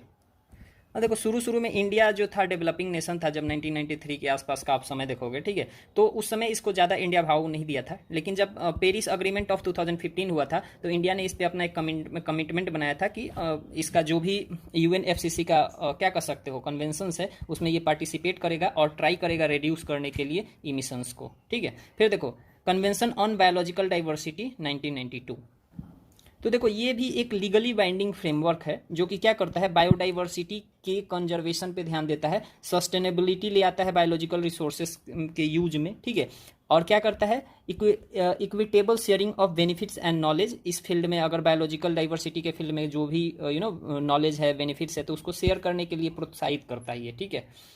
और इन्फोर्स ये कब हुआ था, 1993 में। अब देखो इसी से रिलेटेड है एक नागोया प्रोटोकॉल, ठीक है, ये 2010 में अडॉप्ट किया गया था, जो इससे जो भी नॉलेज हैं, बेनिफिट्स हैं, उसको शेयर करने के लिए, ठीक है। अब देखो इंडिया ने इसको क्या, इंडिया पास करा था इसी से रिलेटेड बायोलॉजिकल डाइवर्सिटी एक्ट 2002, जिसमें बायोडाइवर्सिटी से को एड्रेस करने के लिए एक लीगल फ्रेमवर्क तैयार किया था, ठीक है। अब देखो नेक्स्ट है एजेंडा 21, बहुत इंपॉर्टेंट एजेंडा है। तो देखो ये सस्टेनेबल डेवलपमेंट एसडीज को क्या कर सकते हो, अचीव करने के लिए बना, ये ऑब्जर्व करा गया था, या फिर क्या कर सकते हो, फोर्स में ले आया गया था, ठीक है, जो कि आपको याद होगा रियो डे जेनेरियो ब्राजील 1992 ऊपर में बताया था, जो वहाँ अर्थ समिट हुआ था, वहीं पे इसको अडॉप्ट करा गया था, और इंडिया इसका एक साइग्नेटरी क्या कर सकते हो, साइनेटरी है किसका, एजेंडा 21 का, ठीक है। अब देखो एक यूएन का कन्वेंशन है डेजर्टिफिकेशन पे, ठीक है, जो 1994 में आया था। तो देखो जो जितना भी डिफॉरेस्टेशन हो रहा है उसके वजह से क्या हो रहा है, डेजर्टिफिकेशन हो रहा है। तो यूएन ने एक कन्वेंशन ले आया था 1994 में, जिससे कहा था क्या कि इंटरनेशनल कोऑपरेशन बनाया जाए डिजर्टिफिकेशन से कम्बैट करने के लिए, ठीक है, या फिर एड्रेस करने के लिए ये प्रोन जो भी एरियाज हैं जो ड्राउट से क्या कर सकते हो, प्रोन है या फिर वल्नरेबल है, ठीक है, उस वहाँ पे कुछ फ्रेमवर्क बनाने के लिए। अब देखो एक है कार्टाजेना प्रोटोकॉल ऑन बायोसेफ्टी, ठीक है, कार्टाजेना प्रोटोकॉल ऑन बायोसेफ्टी है। तो देखो जनरली क्या होता है कि जो जेनेटिकली मॉडिफाइड ऑर्गेनिज्म होते हैं, ठीक है, या फिर कह सकते हो कि लिविंग मॉडिफाइड ऑर्गेनिजम्स, या इसको क्या कर सकते हो, जेनेटिकली मॉडिफाइड ऑर्गेनिजम्स, इसको जो यूज किया जाता है ना, उसके रेगुलेशन से रिलेटेड ये कन्वेक्शन है। और इसको इंडिया ने कब जनवरी 2000 में क्या किया था, इंडिया इसका पार्ट बना था। अब देखो नेक्स्ट क्या है, देखो नेक्स्ट क्या है, प्रायर इन्फॉर्म्ड कंसेंट, या फिर इसको कहते हैं रॉटरडम कन्वेक्शन, ठीक है। तो देखो जितने भी हजार्डस केमिकल्स होते हैं, इनका जो ट्रेड होता है, जैसे मान लो कि कोई भी चीज़ है हजार्डस है, ठीक है, और इनका जो ट्रेड होता है, तो क्या करता है, इसमें रिस्पॉन्सिबिलिटी उस कंट्री का दिखाता है कि आप ट्रेड कर रहे हो, तो जो भी इससे अगर कोई कॉन्सिक्वेंसेस आता है तो आप इसका रिस्पॉन्सिबिलिटी लोगे, ठीक है। ये फोर्स में आया था 2004 में, और इंडिया ने इस ट्रीटी को साइन कर लिया था 2005 में, ठीक है। अब देखो अब कुछ है major environmental organisations and institutions, ठीक है। तो देखो UNEP, United Nations environment programme, ये 1972 में बना था, इसका हेडक्वार्टर्स है नैरोबी केन्या में, ठीक है। इसके कुछ ऑब्जेक्टिव्स हैं, आप होल्ड करके पढ़ सकते हो, टाइम बहुत ज़्यादा लग जाएगा। नेक्स्ट क्या है, international union for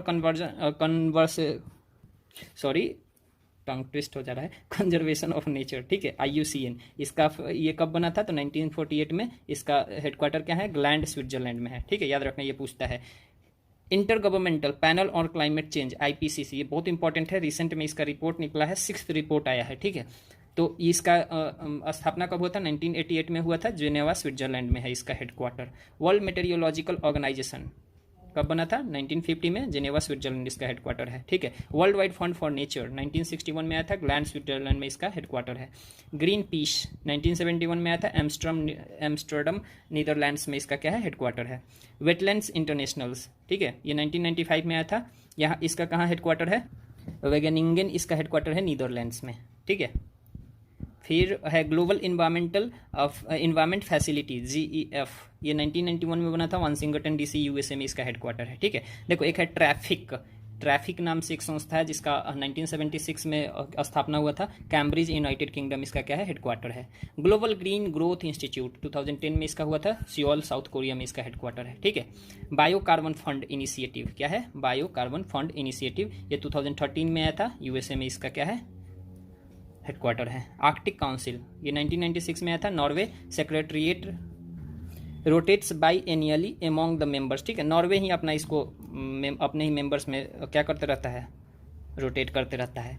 international welding commission, ठीक है, ये कब आया था, 1946 में, कैम्ब्रिज यूनाइटेड किंगडम इसका क्या है, हेडक्वार्टर है। वर्ल्ड नेचर ऑर्गेनाइजेशन WNO 2010 में बना था, जेनेवा इसका क्या है, हेडक्वार्टर है, ठीक है।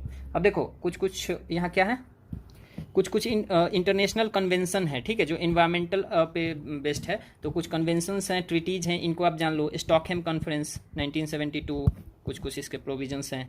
हेलेंस्की कन्वेंशन 1992, मॉन्ट्रियल प्रोटोकॉल 1987, रियो कन्वेंशन 1992, क्योटो प्रोटोकॉल 1997, बाली कॉन्फ्रेंस जिसको कॉप 13 के नाम से भी कहते हैं, ठीक है।